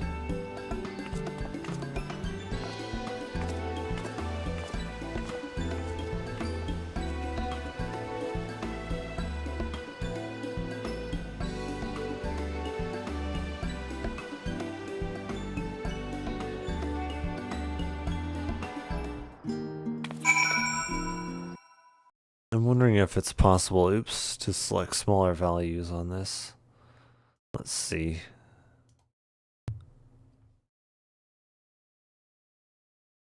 Oh, no. Oops.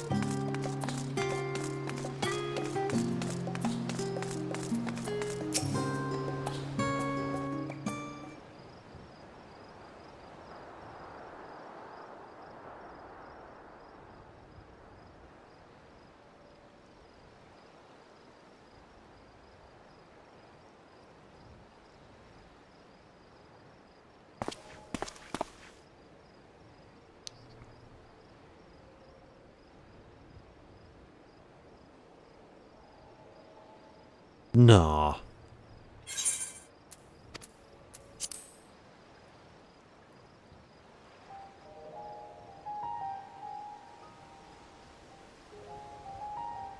Refuse.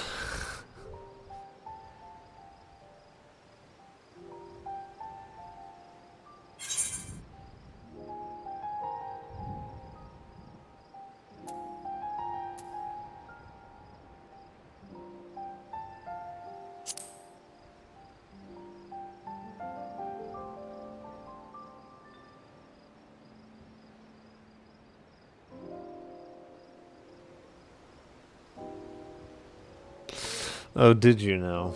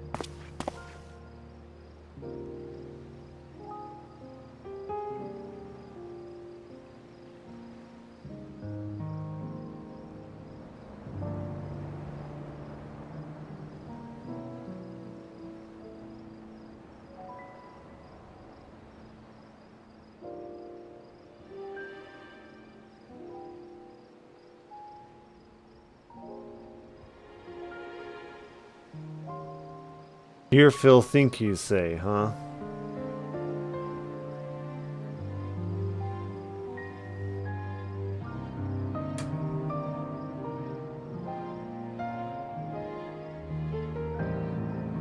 Hear Phil think he says.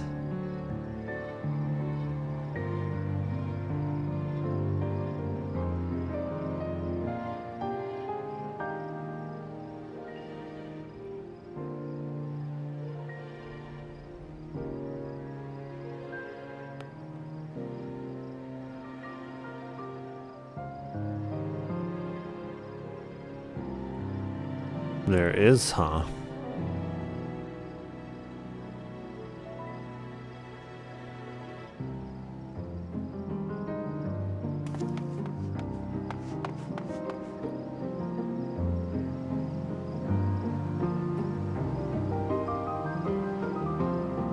Sus.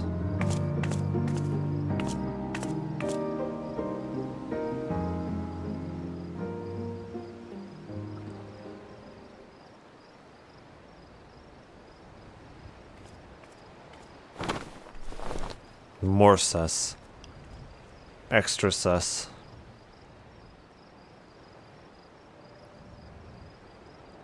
Oh.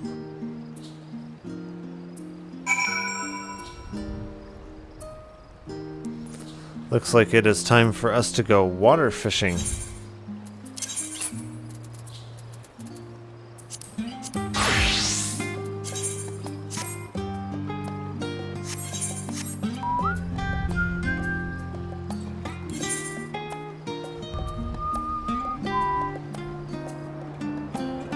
I think it's stem borer, isn't it? I think so.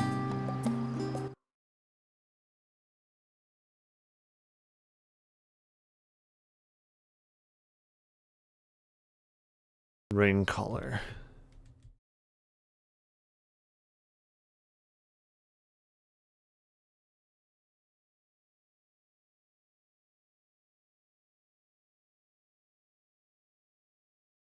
Yeah, stem borer.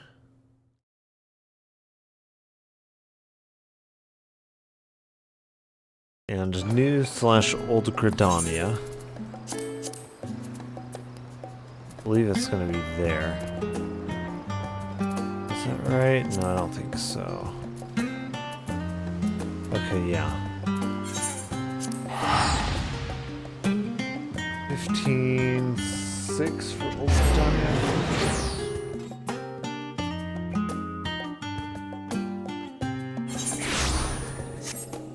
It should be about to rain.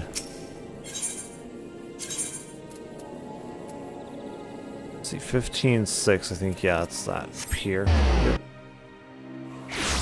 Okay.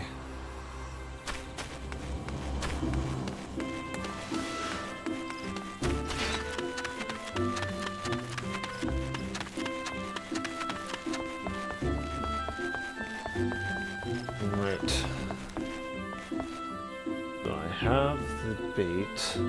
Location. It's supposedly about to rain, so I will go get... I think my fries are probably done. Really quick.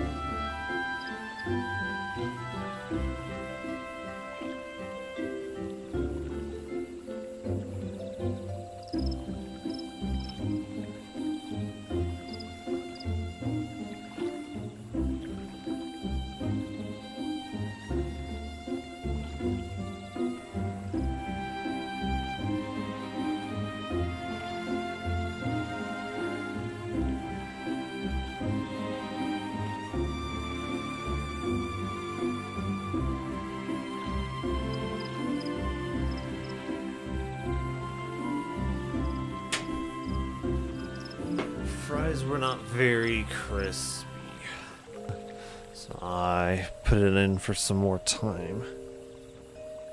Hopefully they will be less watery and more crispy, the way I like them. Let me see. So 9:08. It should just be a couple of minutes. Let's see if I can find something good on YouTube here. Oh yeah, I should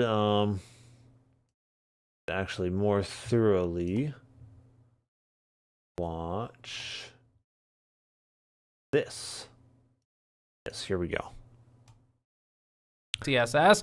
We end up with this.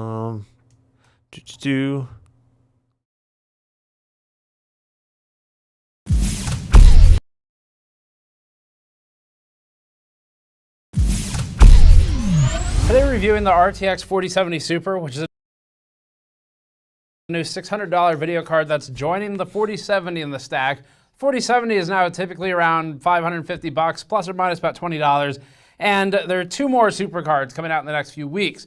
There's the 4070 Ti Super and the 4080 Super. The 4070 Ti Super, that was real, by the way, and it's going to continue to be real. Every time I have to remember. Our internet is being stupid as per always whenever I stream. The order of that. They should have just gone back to Ultra.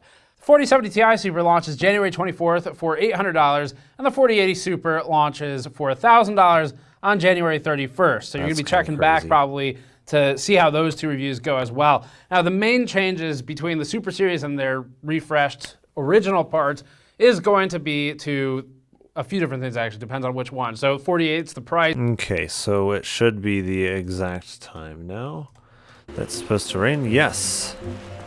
The site is accurate. Okay. I'm gonna do that. We have our bait, yes. So let's see, let's do our shift 1 and 2, maybe. And then do our 2. Okay.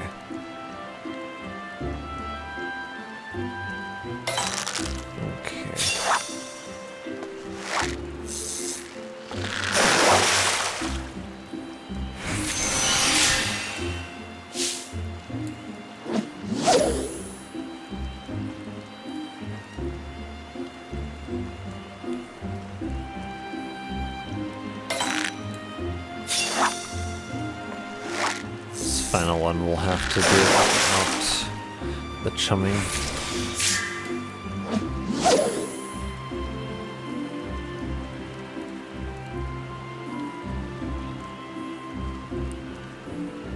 Should be the correct bait and everything.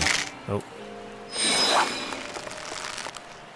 I'm just hoping that this rain will last long enough for me to catch enough of them. Okay, so I did get a rain color there. So that's 1 out of the 5.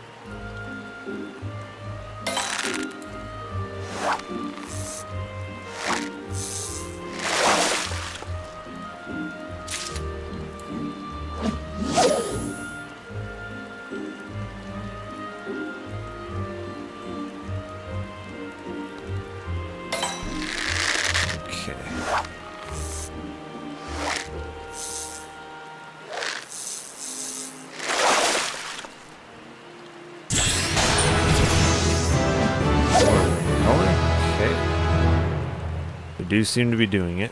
I can do a shift 3 here.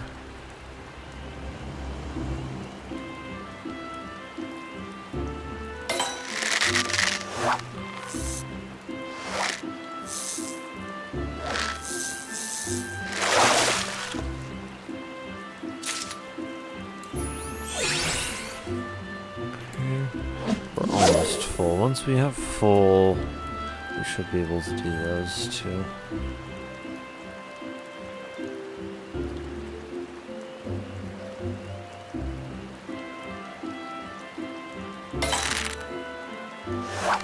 I do like, I don't know if that's in camera view. I have to try and stretch out the cord more if it's not. But I do like how these buttons on here are wider than on my other mouse. They're like less long and more wide, also just more flat to the body of the mouse, which makes them easier to push, I would say. With them being less long, they're less like spaced out overall, so then your thumb doesn't have to move as far back and forwards, which actually makes things quite a bit easier. And then they're wider from side to side, which makes it easier to press the correct button. So it's like less thumb movement forwards and backwards, which is generally the more straining. And then more accurate, I would say. It's easier to be more accurate, precise with what buttons you're hitting on it. So, I really like it.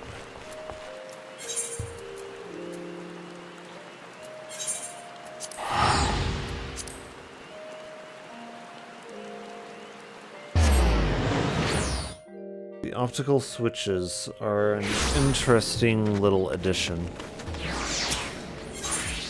Time will tell how good or not they are. They're supposed to get up to 100 million clicks, though. Bring us 5 rain colors from Gridania's Jadeite flood.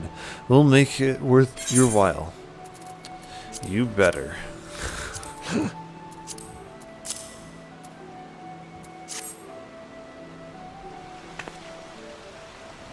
Oh, this is marvelous. I never dreamed such a thing was possible. Catching a fish. These will suit the Eldahn's purposes quite well. The elders have been led to believe that ingesting the rain colors will endow them with, let's say, vigor. No one knows whether it's true. I don't personally care to find out. I only know that rich men will stop at nothing to recapture their former glory, and these fish should fetch a fair price market. I think I know what they're using the fish for. Speaking of fetching, I'm quite impressed with your handiwork pack. Oh no. Consortium will be pleased. Of course, you've plenty more to more than just a consortium. I look forward to seeing more of you. Ooh, okay. Shoot, can I see I can't see my current equipment. I would rather prefer to see my current equipment before I just select random gear. 45, 46, 45, 40, 40. Okay, legs and feet would be preferable.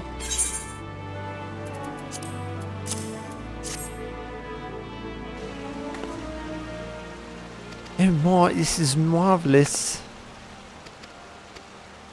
You're quite fetching yourself, young lady.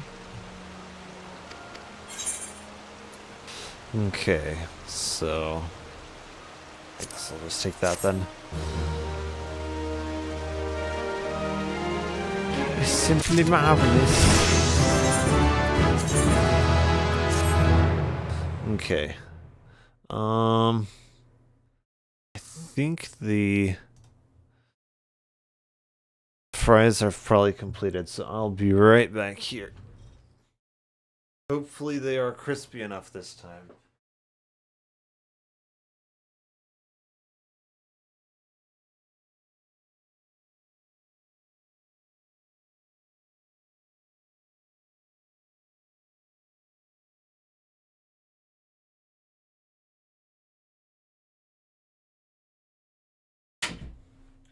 Just a little bit over a minute remaining. Okay. Not bad. 4070 Ti Super, it is the memory bandwidth and capacity. Both of them increase in significant ways. And then the 4070 Super, the primary change is the CUDA core count. So those are kind of the three areas to look at for each of these cards. Yeah, I was pretty sure the 4070 Super, at least from what I had seen from the reported specs, I was pretty sure had the same amount of VRAM. So I think he was talking about the 4080 Super. If anything interesting emerges from the testing. So as a very quick recap then, the 4070 Super will run 7168 CUDA cores, whereas the 4070 Ti, the original, has 7680, and then the 4070 original has 5888. Based on the community reaction we saw in our news coverage, it looks like most of you are interested in the 4080 Super for the price. So we're looking forward to that one. But today we're starting with the 4070 Super for the price seems pretty good too. Like, I don't know. Once you get up into like the 4080 territory, that's kind of where it's just like the price per dollar on those is not great. Not great at all. Like,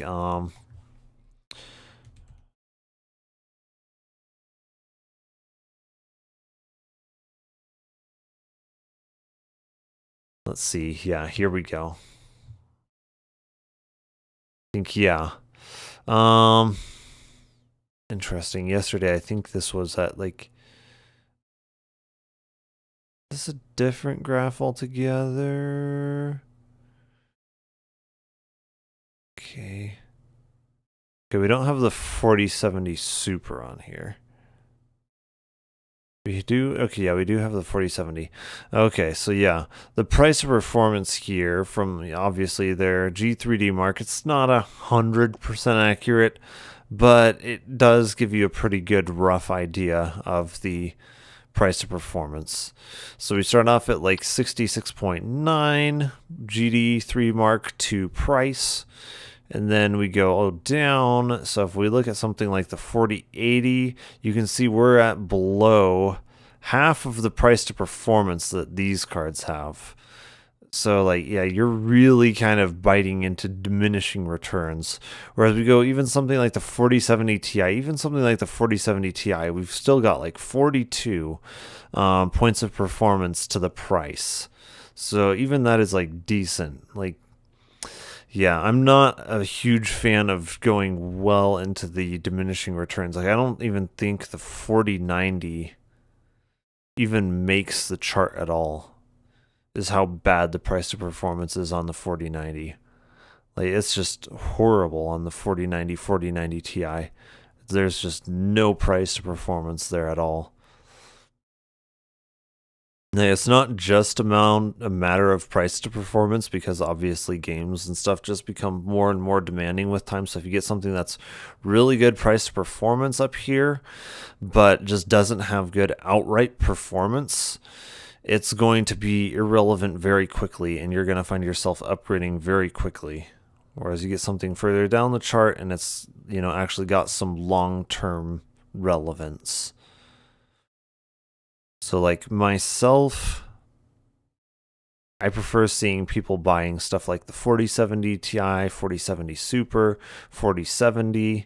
Like, those are all good cards. Good cards for the money, good cards overall, like 7900 XT, 3080. Yeah. But then once we start getting into these really diminishing return cards like the 4080, it's just like, it's not worth the money at that point. Like, it has a lot of future-proofness to it, but at the price point, not really worth it. That's kind of my general advice on graphics cards. I'm gonna go get the fries, though. Should not take long.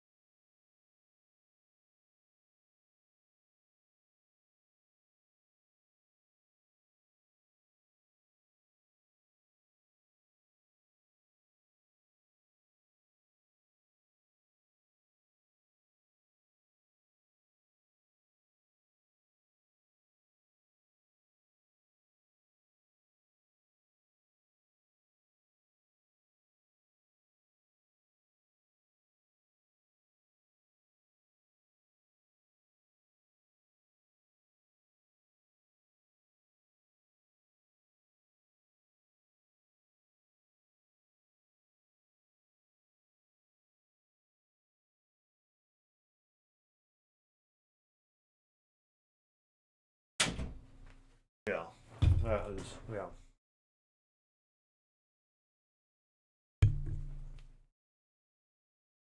It's crazy because on these fries they say in an air fryer like it only needs 10 to 12 minutes at 360 degrees. I put these in there for like 19 minutes at 400 degrees, and like they're still not quite as crispy as I would like. They're still kind of like, I don't know, soggy-ish in the middle.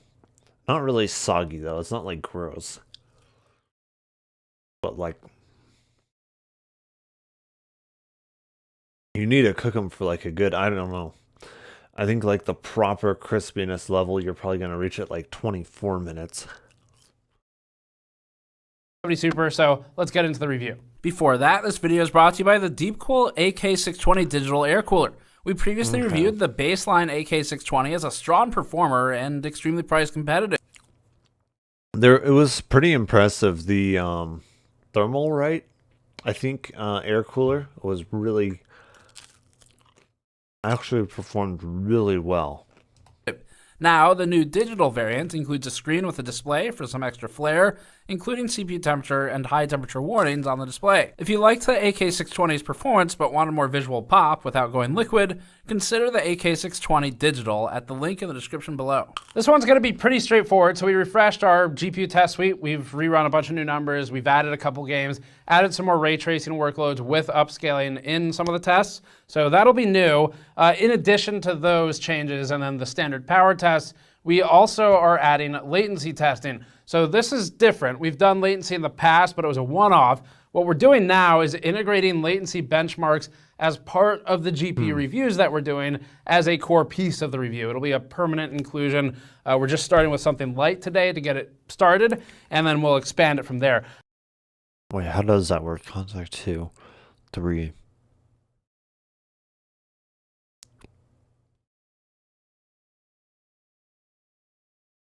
The reason for this is because frame rate has now become so comically high in first-person shooter games that it almost becomes a little bit difficult at a human level to look at numbers like, say, 700 versus 600 FPS and figure out how much you should care about it. So the reason for latency kind of resets the scale, gets us down to smaller numbers that are a little closer to what we think people mostly mean when they are looking for those high frame rates in FPS gaming scenarios. And what we think people really want when they're looking for a high frame rate in those games is to feel more connected with the input. And when you're talking about that, you're really talking about the total end-to-end system latency. And so that's part of what we're going to be looking at in this. We'll talk more about that section when we get into it later. But that'll be something new and gives us a different number to look at for the charts. There's a lot of charts today. Here's the quick Yeah, unlike what some people think, bigger number not always better. version of all the data today up front for you to respect everyone's time. So first of all, the 4070 Ti is generally between 6 and 16% ahead of the 4070 Super. It depends on the game and the resolution. Of course, we tested the 3 standard resolutions, and it varies a little bit. Generally speaking, call it about 10% for the clustered area for the difference. The 4070 Super typically leads the 4070 base, the original, by 13 to 17%, with a couple of breakouts to 20%. There's one that's like 23% in our testing. Ray tracing? Against the 3070, the difference is typically 30 to 60%, with most of the results clustering around about 50% or so for the differences. That's the recap. On the AMD side of things, the most directly relevant alternatives are going to be the 7800 XT, which is about $500 right now. The 6800 XT, which we typically recommend over the 78 XT, that is also about $500. And then the 6950 XT, where it's still available for $600, seems to not really be around very much anymore. And the 7900 XT for about $750 if you go up a price class. And again, we wouldn't be surprised if those prices move around a little bit when this review actually goes live, because at the time we're filming it, that's roughly where they are. Plus or minus $20 for a card launching seems pretty reasonable. So beyond all that, for the differences in the Founders Edition card, it's blackout now, and then they made a big deal about diamond cut edges on the shroud. That's the shiny part. What, they just used a diamond tip bit or something to cut it out? Is that what they're saying? Right here, that looks like cheap plastic. You know, the kind that's like in cars, where if you breathe on it, Ron, now it looks terrible. So not sure the car analogy is great, especially with Jensen, because now we're going to end up with leather GPUs instead. So I take it back. Never mind. Looks great. Don't change a thing. Yeah. Okay, let's get into the benchmarks. In Shadow of the Tomb Raider at 4K and rasterized, the RTX 4070 Super ran at 107 FPS average. The lows are close behind here, and there's no meaningful excursion in any of the 1% or 0.1% numbers in this chart, so everything is effectively perfectly cascaded from that average. The 4070 Super's result has it roughly tied with the 3080 Ti, and just behind the 6950 XT, which at its lowest was around $600 retail. The outgoing 4070 Ti leads the Super by 8%, with the outgoing 4080 leading by 38%, with its 148 FPS average. Looking down the stack in descending order, the RTX 4070 ran at 93 FPS average, and that gives the new Super a 15% lead. The 3070 ran at 72 FPS average, giving the Super a 49% lead, and the 2070 ran at 49 FPS average. The 2070's result is hierarchically in about the same spot as years ago, with the 1080 Ti as an example about 10% ahead of it still. Compared to AMD, the 6950 XT at its $600 sale price, when it could be had for that price, was a good deal if you bought it in the last year or so. The closest competitive alternative in rasterization would otherwise be the 6800 XT or the 7800 XT. Like, I mean, you outright compare something like the 4070 Super to the 4090, $600 versus $1,600 for almost triple the price. You're not even getting double the performance. It's just, yeah. With the former being superior in this one. The 7900 XT is 16% ahead of the 4070 Super here, but of course also increases the price. At 1440p, the top three entries are CPU bound. The 4070 Super is not, though. At 191 FPS average, the 4070 Ti leads it by 7.4%, similar to at 4K, with the 4070 Super leading the 4070 by 15% and the 3070 by 52%. AMD's best competition would be the prior 6950 XT, which is just ahead of the 4070 Super or the 7900 XT if you're spending more money, currently leading at 14%. Against the $500 7800 XT, going down in price class, NVIDIA's Super holds a lead of 12%. 1080p is GPU bound for these cards, so we'll just skip that chart. Starfield is up next. This has entirely... Yeah, that's the thing, is like 1080p is such a low resolution now compared to what these graphics cards are capable of putting out. There's just like a CPU limited resolution 100%. New data because the game has recently had several major updates, so we had to ditch our prior dataset to move forward with the most recent patch. There are fewer cards on this chart as a result. At 4K, the RTX 4070 Super ran at 53 FPS average, so the 4070 Ti ends up about 11% ahead, with the 4070 Super ahead of the 4070 non-Super by 13.8%, and the 3070 by 52%. AMD still has a strong position in Starfield for GPUs, even with all the recent patches. They were ahead at launch, and they remain comparatively well positioned now. The 7900 XT leads the 4070 Ti by about 10 FPS, with the 4070 Super led by 30%. But the 7900 XT also costs around $750 right now. At $500, again, the 7800 XT roughly ties the 4070 Super in these tests, positioned just ahead of the 3080 and the 6800 XT. At 1440p, the RTX 4070 Super's 86 FPS average had it about tied with the 7800 XT, and just behind the 6950 XT. The 4070 Ti leads by 10% at 95 FPS to 86. Against the original 4070's 79 FPS average result, the Super's improvement is about 10%, and over the 3070, it's about 51%. Both of these results are the same as we've seen elsewhere. An extra $150 or so on the 7900 XT would put you 26% ahead, with the 4080 a bit ahead of that still. Is that Final Fantasy? And again, that's soon going to be replaced by its own Super. At 1080p, we're limited by other components on most of these devices. The 4070 Ti is pushing up against the boundary for this test. The 4070 Super is still well within test bounds, however, some of the frames are ricocheting off of them, so we'll just move on to a better comparison. An F1... The frames overall, I would say, are at a pretty good spot. I know they've cooled down a little bit. They're not, like, super crispy, but they're not, like, soggy-ish like they were to begin with. 22 benchmarks at 4K and without RT, that comes later. We tested the 4070 Super at 113 FPS average with 1% and 0.1% lows predictably and properly spaced out. That has it about 117% ahead of the RTX 2070, 41% ahead against the 3070, 15% ahead of the 4070 non-Super, and it has the 4070.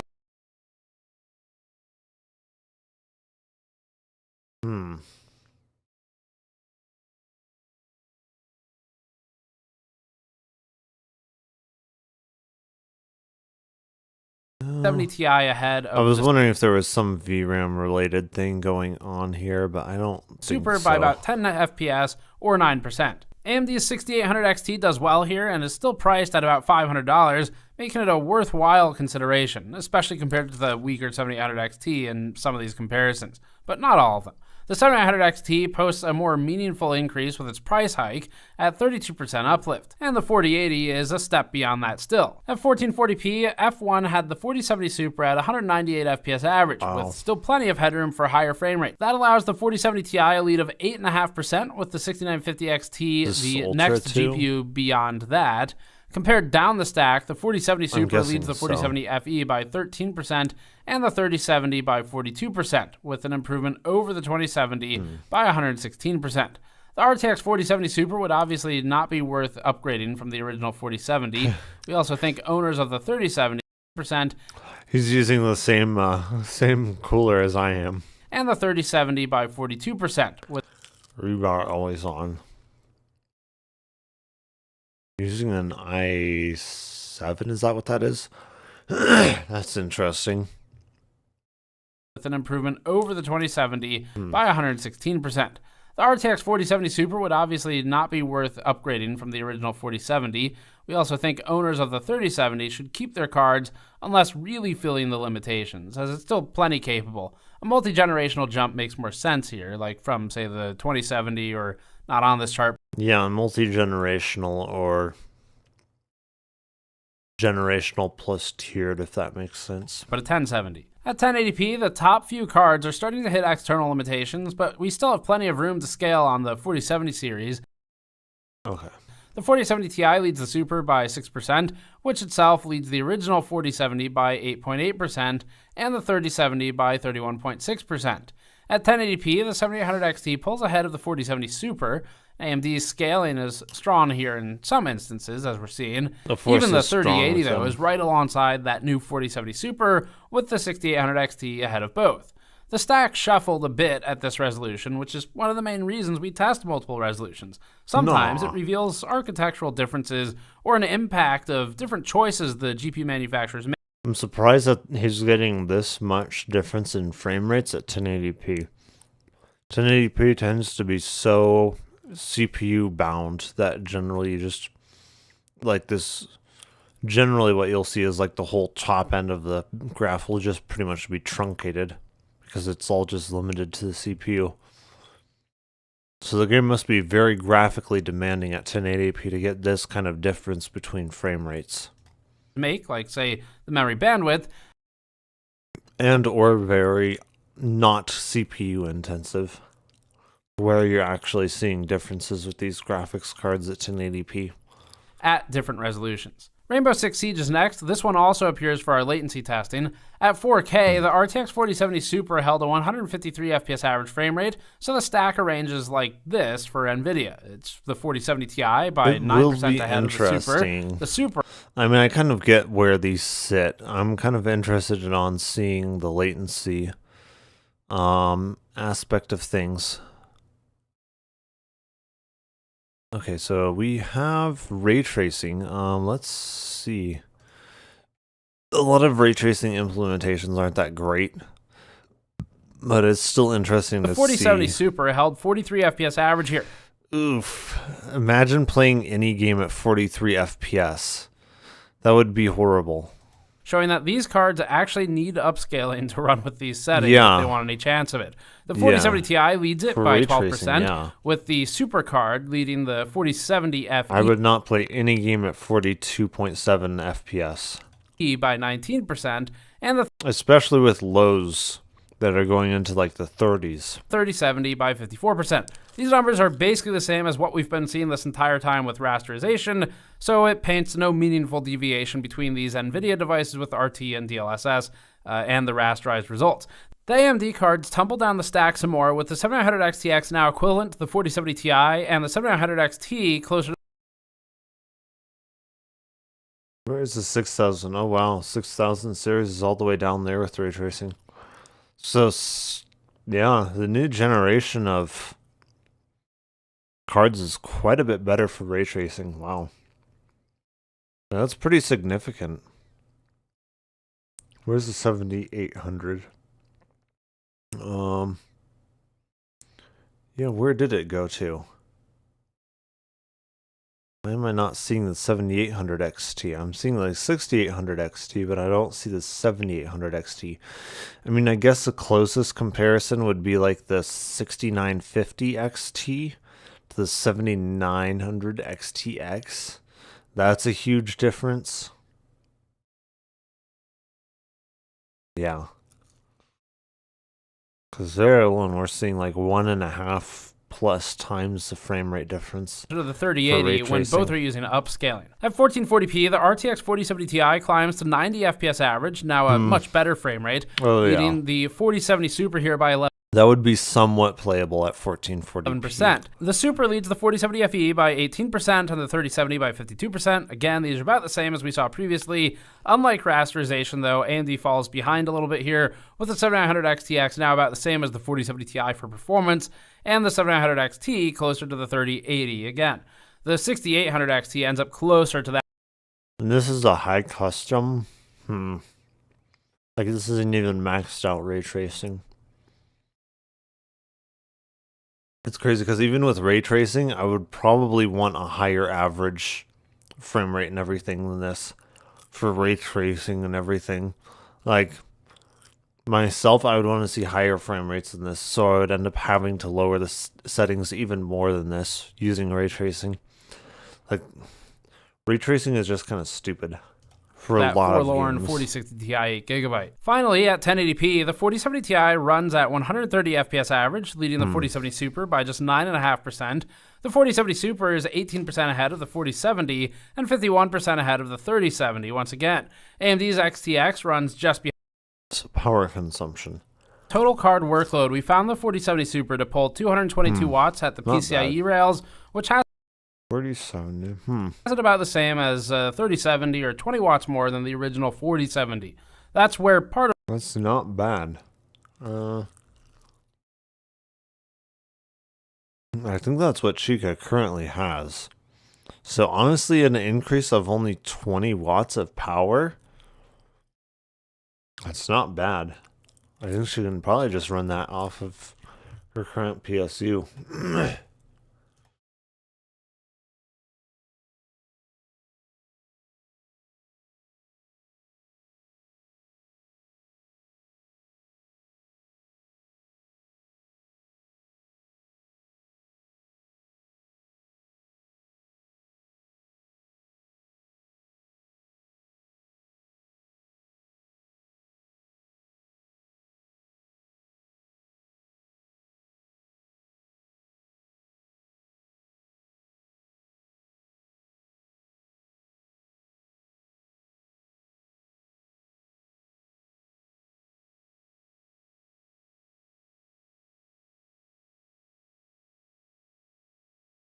Part of the performance boost is coming from... That's definitely, it's definitely valuable to someone like, Chica, like, to not have to upgrade your power supply, because she's currently running a 3060 Ti, I believe. So, like, an increase of 20 watts, like, your power supply can most likely handle that. Overclocking the 4070 Super put at 240 watts. Even overclocked, like, even, yeah. Even there, that's not enough of a difference to need to upgrade your power supply. Which is just below AMD's 7800 XT stock so power I think consumption. she'll be good. NVIDIA here remains overall efficient, despite the 20 watt bump from the 4070. Our last testing is for latency. This was conducted on a different test platform. That makes the frame rate data completely incomparable to other tests in the suite. We tested using a 360Hz display at 1080p and using an LDAT, which is an external physical measurement device for total end-to-end system latency. We previously analyzed the LDAT on the channel.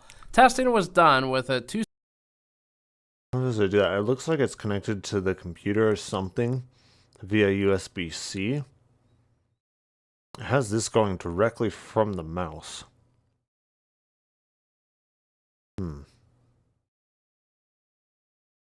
2-second shot delay into auto detection on 30 shots.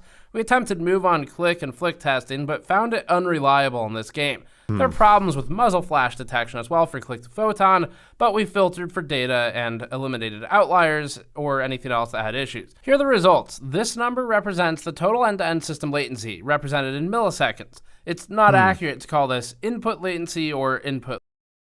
So 4070 was slightly lower? Huh. Lag, as this is the latency for the entire system. So that involves the GPU in the pipeline, not just the input. That's from click to seeing the action.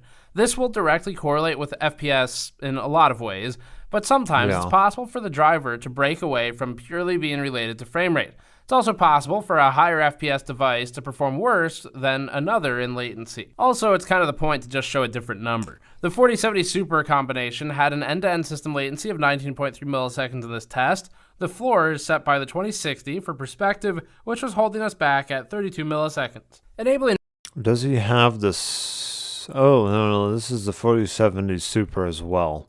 Okay. Reflex boosted the 4070 Super performance to 18 milliseconds, a reduction in latency of almost 7% end-to-end, and the RX 6800 XT is about tied with the Reflex. I don't know if it's worth it. It depends on if this is like a performance penalty, a performance gain, same performance, if it affects frame rate pacing, because like that much latency difference in and of itself I don't see as being that huge. It's enabled 4070 Super. The 7900 XT, especially if it negatively impacts frame pacing. Like if it negatively impacts frame pacing and then the motion just looks a whole lot more jerky, even though you might on paper be getting a better latency number, it can, I mean, it definitely equates to jerkier motion, which then would also equate to having just in general a harder time in any kind of competitive game. So, like, even this doesn't tell the entire picture. A lot of it is also frame pacing. He had a 15.6 millisecond total end-to-end latency, with the 4090 at 11.7 and setting the performance cap. In Counter-Strike 2, we tested in Dust 2 on practice and with a closed lobby without bots visible. The 4070 Super and the 4070 FE both appear in this test. They were about the same here, or within test error. The 6800 XT is also within run-to-run variance. The 7900 XT measured 11 milliseconds end-to-end here, with the 4090 at 9.7 milliseconds. Interesting that the 2060 KO set the floor at 22 milliseconds. Just for reference here too, the 4090 was running at 858 FPS average in this test, which is kind of the point and exactly why we wanted to introduce the latency analysis. There's got to be some driver because difference. It just helps reset the scale and give us a number that's a little more meaningful as a human. This is something we're still working on. We have a lot to do here in the future for latency testing. We plan to continue overhauling and exploring this testing. Currently, the run-to-run deviation's higher than we'd like it to be. We'd also like to move to movement testing or flick testing rather than click to photon with the shots. So that's the next place to try and narrow down the responsiveness. But it does help put things into perspective for how the system feels to play on, and not just the frame rate number. That pretty much sums it up. To give a recap again, so the 4070 is sticking around. The 4070 Super is obviously the new one. The 4070 Ti is outgoing. They are not going to continue making those. The 4080 is also outgoing. And so those two cards will be replaced by their new Super variants, and that'll define the... Interesting. So they're just going to stop making those cards altogether. I don't think they did that with the 20 or 30 series. I don't remember that, at least. From what I remembered, I thought they continued to make the other variants. That's interesting that they're going to just stop making them this time. The new stack for NVIDIA at this sort of high end. So, for a quick recap once again, we're seeing typically about a 10% advantage favoring the 4070 Ti original versus the 4070 Super. And then versus the 4070 original card, the 4070 Super is about 15% better in most scenarios. And then again, it's got some breakouts higher, it has some that are lower, but it's roughly in that range. 50% or so against the 3070 for the 4070 Super, depending on what game you look at. It's as low as about 30%, it's as high as a little over 60%. I'm wondering how much of that difference has to do with the VRAM capacity difference. I'd be curious. But again, call it 50 down the middle for kind of the cluster of results. And those are just quick numbers for you. So that's the compacted version. And then again, AMD competes relatively closely in rasterization with the most relevant cards, once again, being the 6800 XT, the 7800 XT, 6950 XT, and then the 7900 XT, kind of in that order, where the 7900 XT is really only kind of in there as a step up. And if you're going up at that price point, you need to look at NVIDIA's more expensive options too. For ray tracing, AMD falls behind there. That's not news. That's kind of how it's been going, where ray tracing performance right now tends to favor NVIDIA in terms of... Yeah, but who really cares about ray tracing performance? Like, look at how bad the frame rates are when you enable it. Like, I see it being quite a while until ray tracing really becomes popular. Like, even with their frame rate generating technologies and everything else. Like, not many people are enabling ray tracing on many games because of the frame rate impact. It's pretty noticeable and you feel it. The gap between the cards shrinks, and NVIDIA, if it doesn't have a lead, starts to develop one, or if it has a lead, it often develops. Like, the ray tracing lead is pretty much irrelevant. It's like, oh, it's slightly better when it comes to turning on a performance that makes your... When it comes to turning on a setting that makes your performance absolutely crappy. So, like, yeah, you can have better crappy performance this time around. Woohoo! It's like, yay, better crappy performance versus just having good performance. Which one do you choose? I'll just take better performance, thank you. Like... about the only really good implementations of ray tracing that we've seen so far has been like Cyberpunk 2077 and Minecraft. Outside of those, there's not really any good ray tracing implementations. Like 2 games, that's it. More of one, and using upscaling if used on both devices doesn't really change that picture too much. For value, it at least hasn't gotten worse for the 4070 Super. It's launching the same price the 4070 was, and the 4070 has been cheaper for a little while, so its value is maybe, it's been stronger than its original launch value, but then the performance goes up on this. One of the larger considerations is that the power goes up, but it's 20 watts, so it's not a crazy power increase, but it is something that allows NVIDIA to push the performance a little more and get higher clocks while sacrificing some of that advantageous positioning on the volt frequency curve for efficiency. Its point in efficiency is going to slide on the curve a little bit, but it's not going into dangerous territory. So if you're considering this card, the things to really think about are going to be how much you care about ray tracing. It looks very It's good. been the story for a while now for the high-end stuff. If you care about those features a lot... Even versus AMD's, well, I don't know. What is the 6800 XT?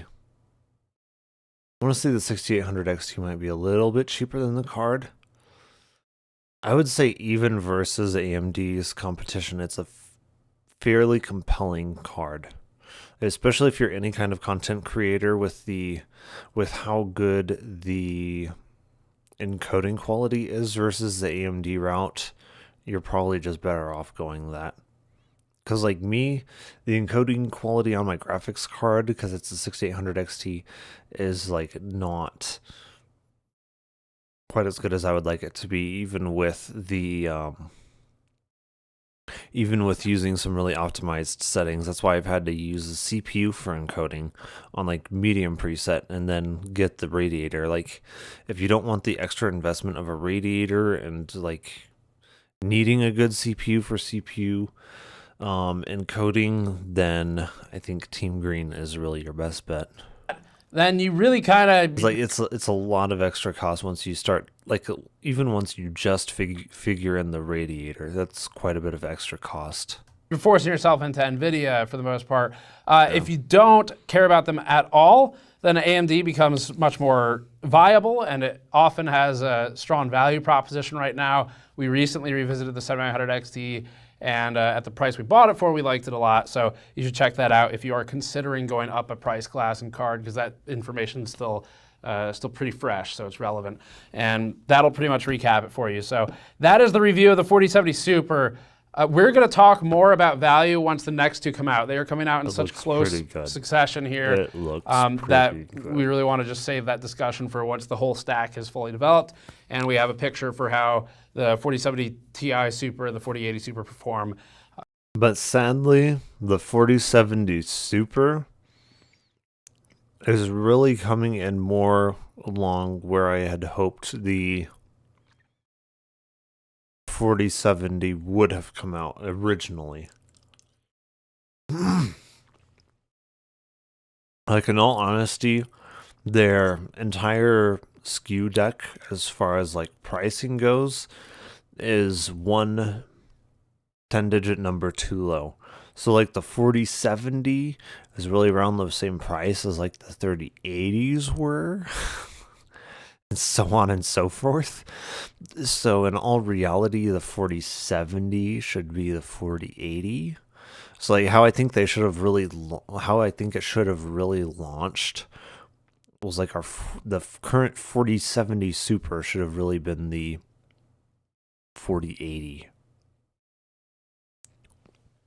And like whatever the 30 or 4060 Super would be the 4070.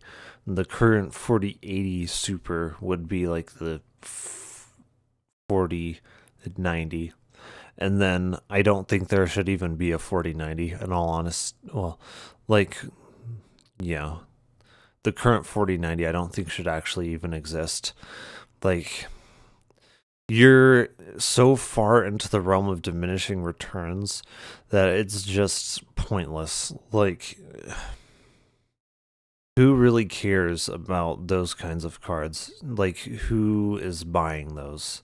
Except people who don't care about just wasting their money. Like, yeah. That's how I think their stack should have gone when it released.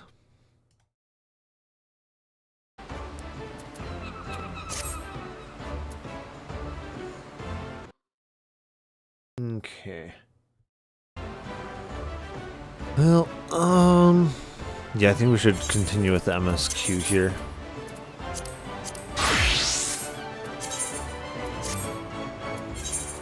That gives me a good idea, though, of where all of the current cards stack up, though. Ray tracing, performance, all that good stuff, VRAM.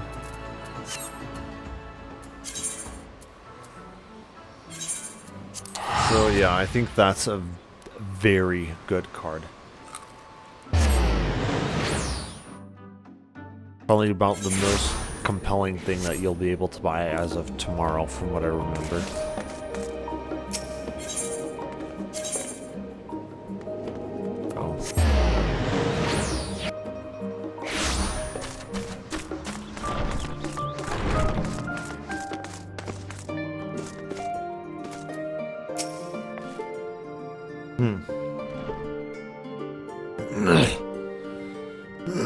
Well, welcome backpack. If you're looking for Wook Lamont, she's currently with the other members in her chamber. Just a second here.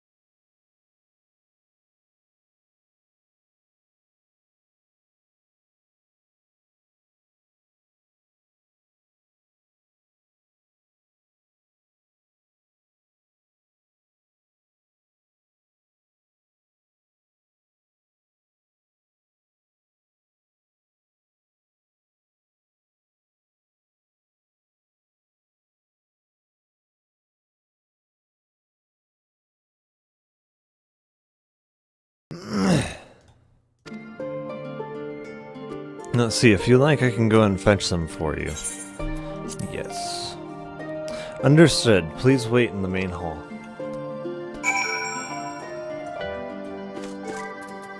Okay. I think here.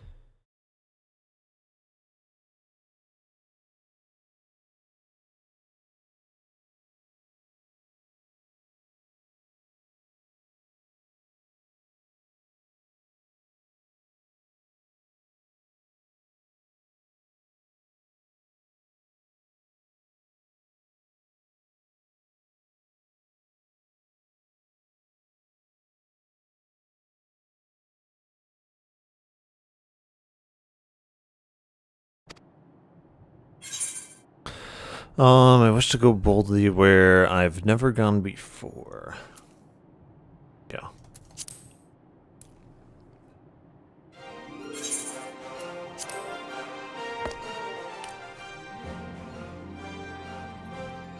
Yeah, right. I don't think we need you. No.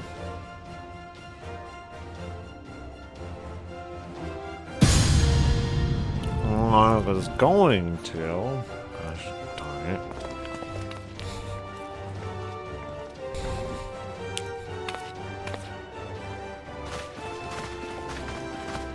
Yeah, what are you doing?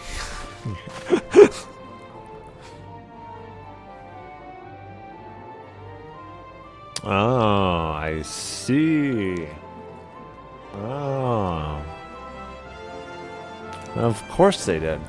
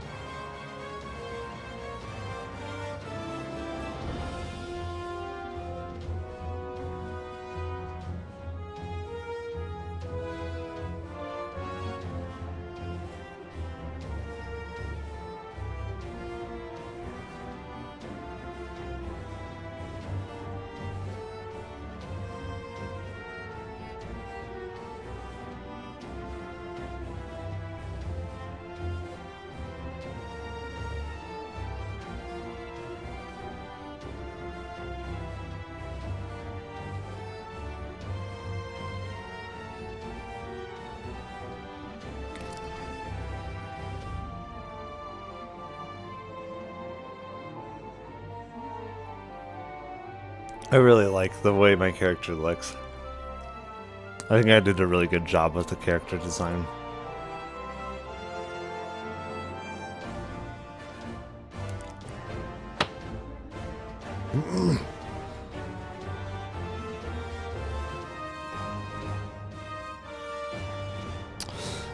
We will say that we will help you, but then we will not.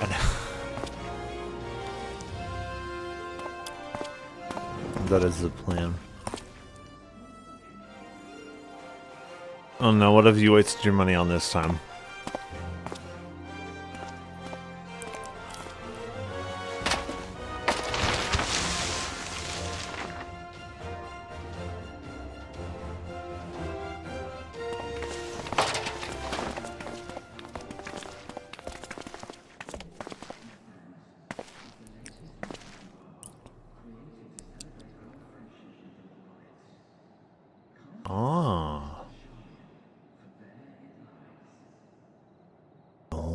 South, east, west.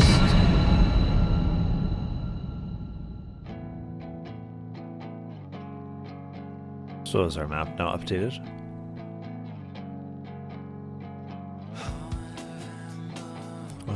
Oh, yeah, I think so, yeah. So we're currently here, right? And I think that's the new one. I think so. That's pretty big.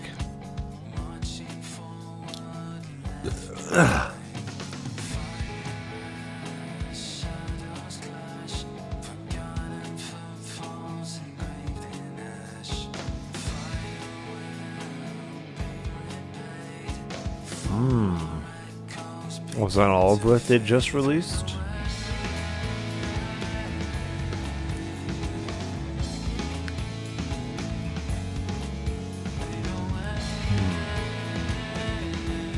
Is it in the next one that they're like actually releasing all of the extra content? It must be.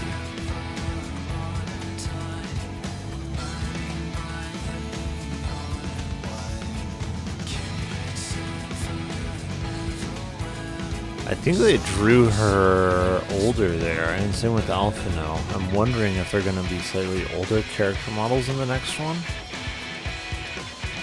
That'd be interesting.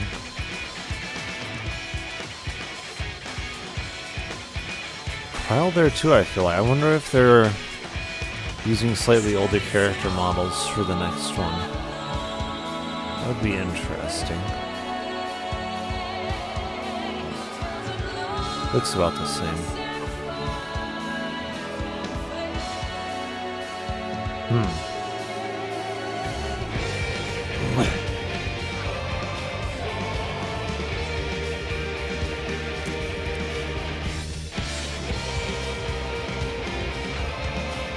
She looks about the same.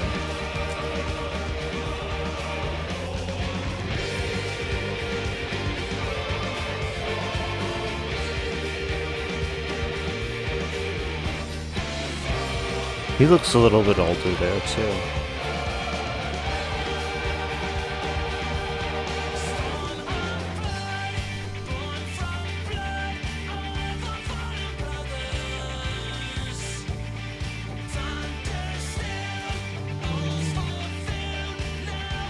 Maybe a little bit with him too, not much.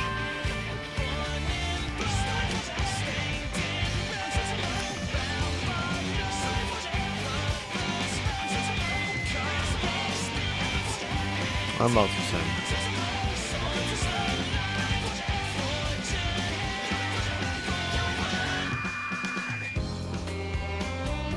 I know they have their graphical update, so I wouldn't be too surprised if they release slightly older looking character models since it's been so long since the very beginning of the story, and yet so many of them look like the exact same age because it's the exact same character model. So I wouldn't be surprised to see them using slightly older character models for this new one. Especially when some of the artwork seems to somewhat be indicating it.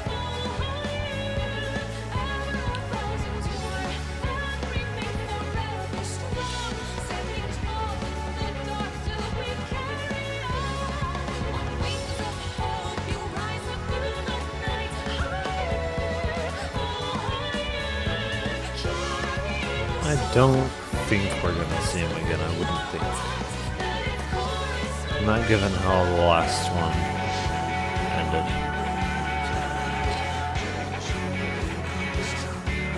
I really did like him as a villain though, it was a lot of fun. He's my favorite villain character so far. Okay, can we skip that? Okay, so is there more? Maybe.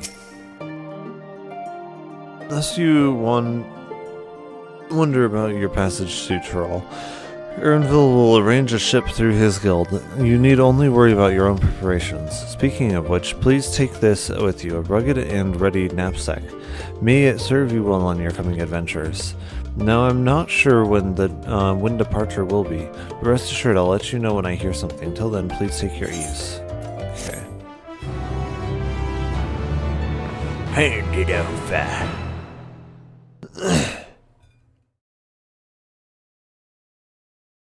Meanwhile, in Limsa.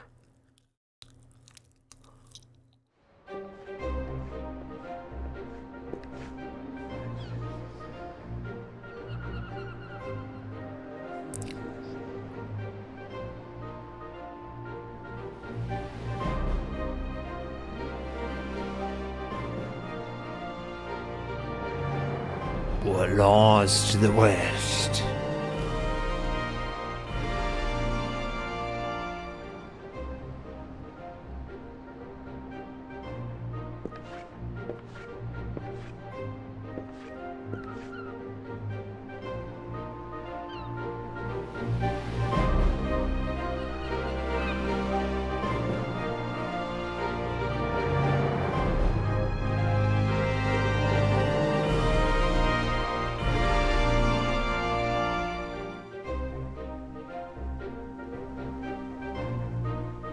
Well, let me guess, he's traveling to the west too. Just so happens. Randomly, by magic. I bet randomly, by magic, they're both going to be going to the west.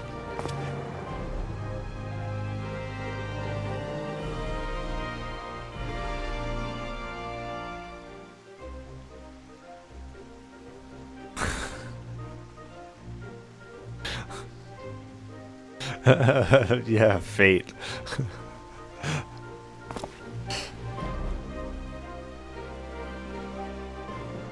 Not game design.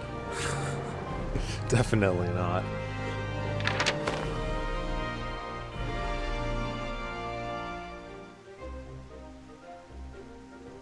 Yeah.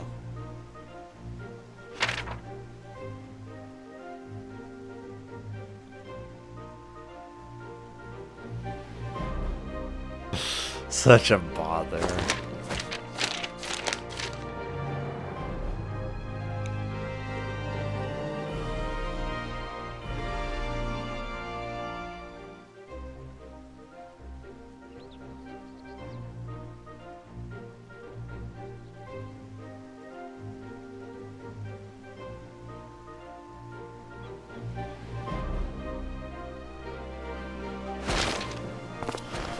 Better be. You know how long we've waited for this?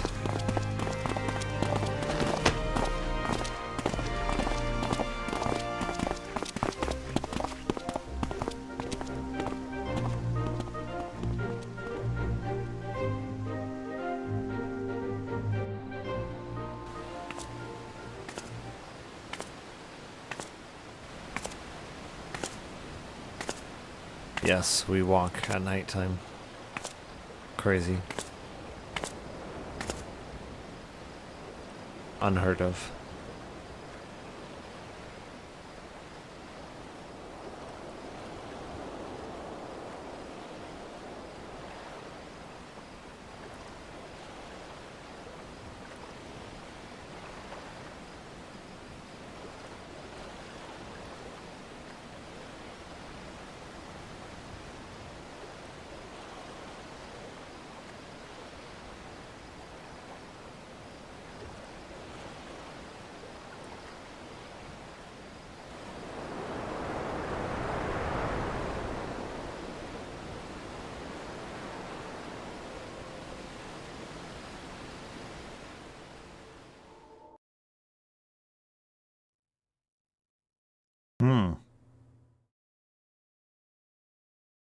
New adventure.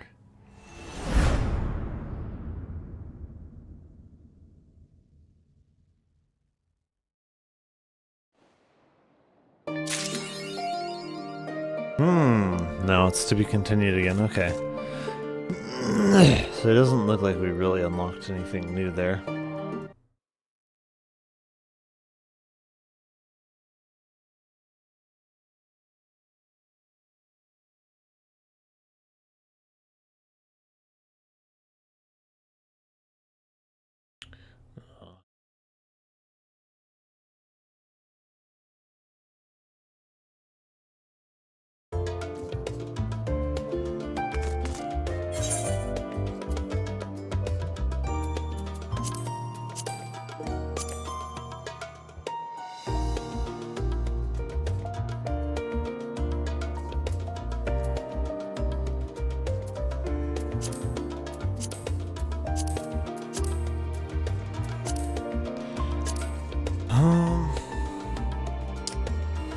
Yeah, I should probably...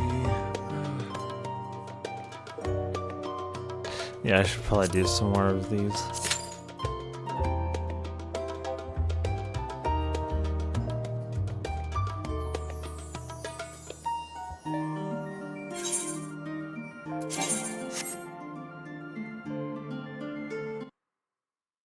I'm wondering if Chica is still streaming or not. Yeah, okay.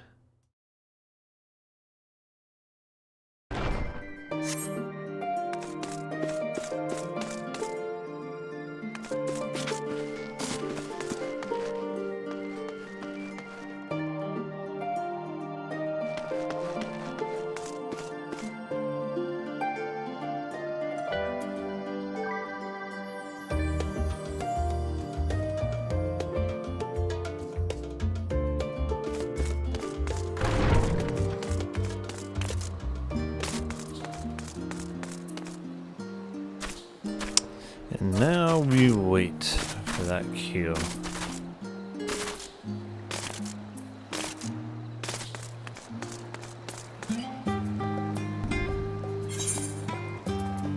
Guess we gotta res at Han while we wait.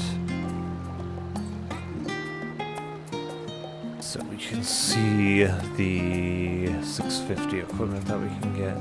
Oh, that's right. Yeah, this map doesn't show it.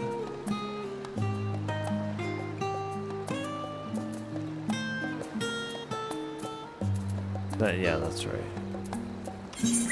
The teleport's so expensive.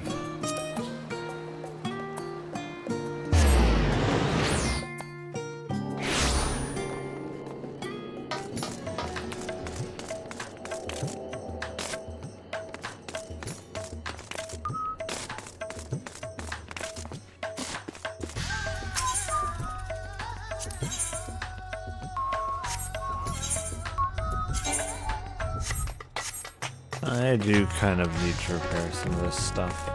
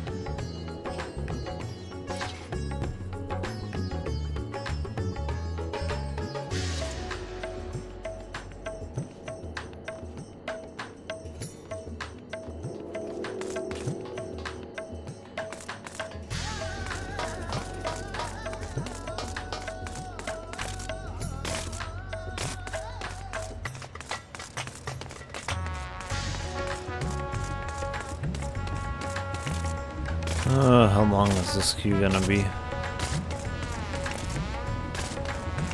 Too long, maybe.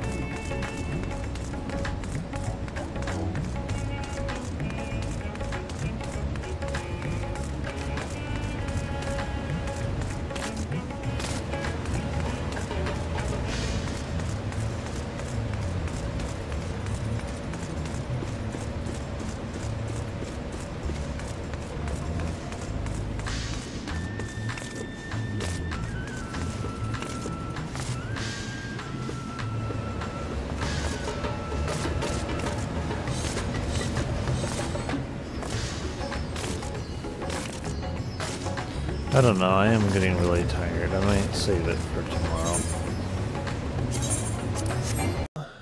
Go rid someone.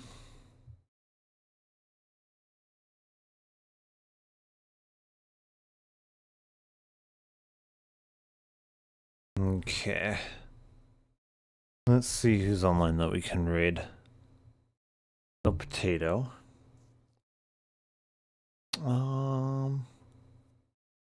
Oh, is she doing oh, she's doing Final Fantasy 14 as well. Okay. Yeah, we can raid.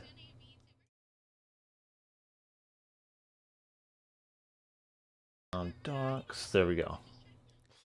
Alright, yeah, we're gonna go raid her. Wait, she's trying it. Is she? Oh, she's only. Wow. She's only level 12?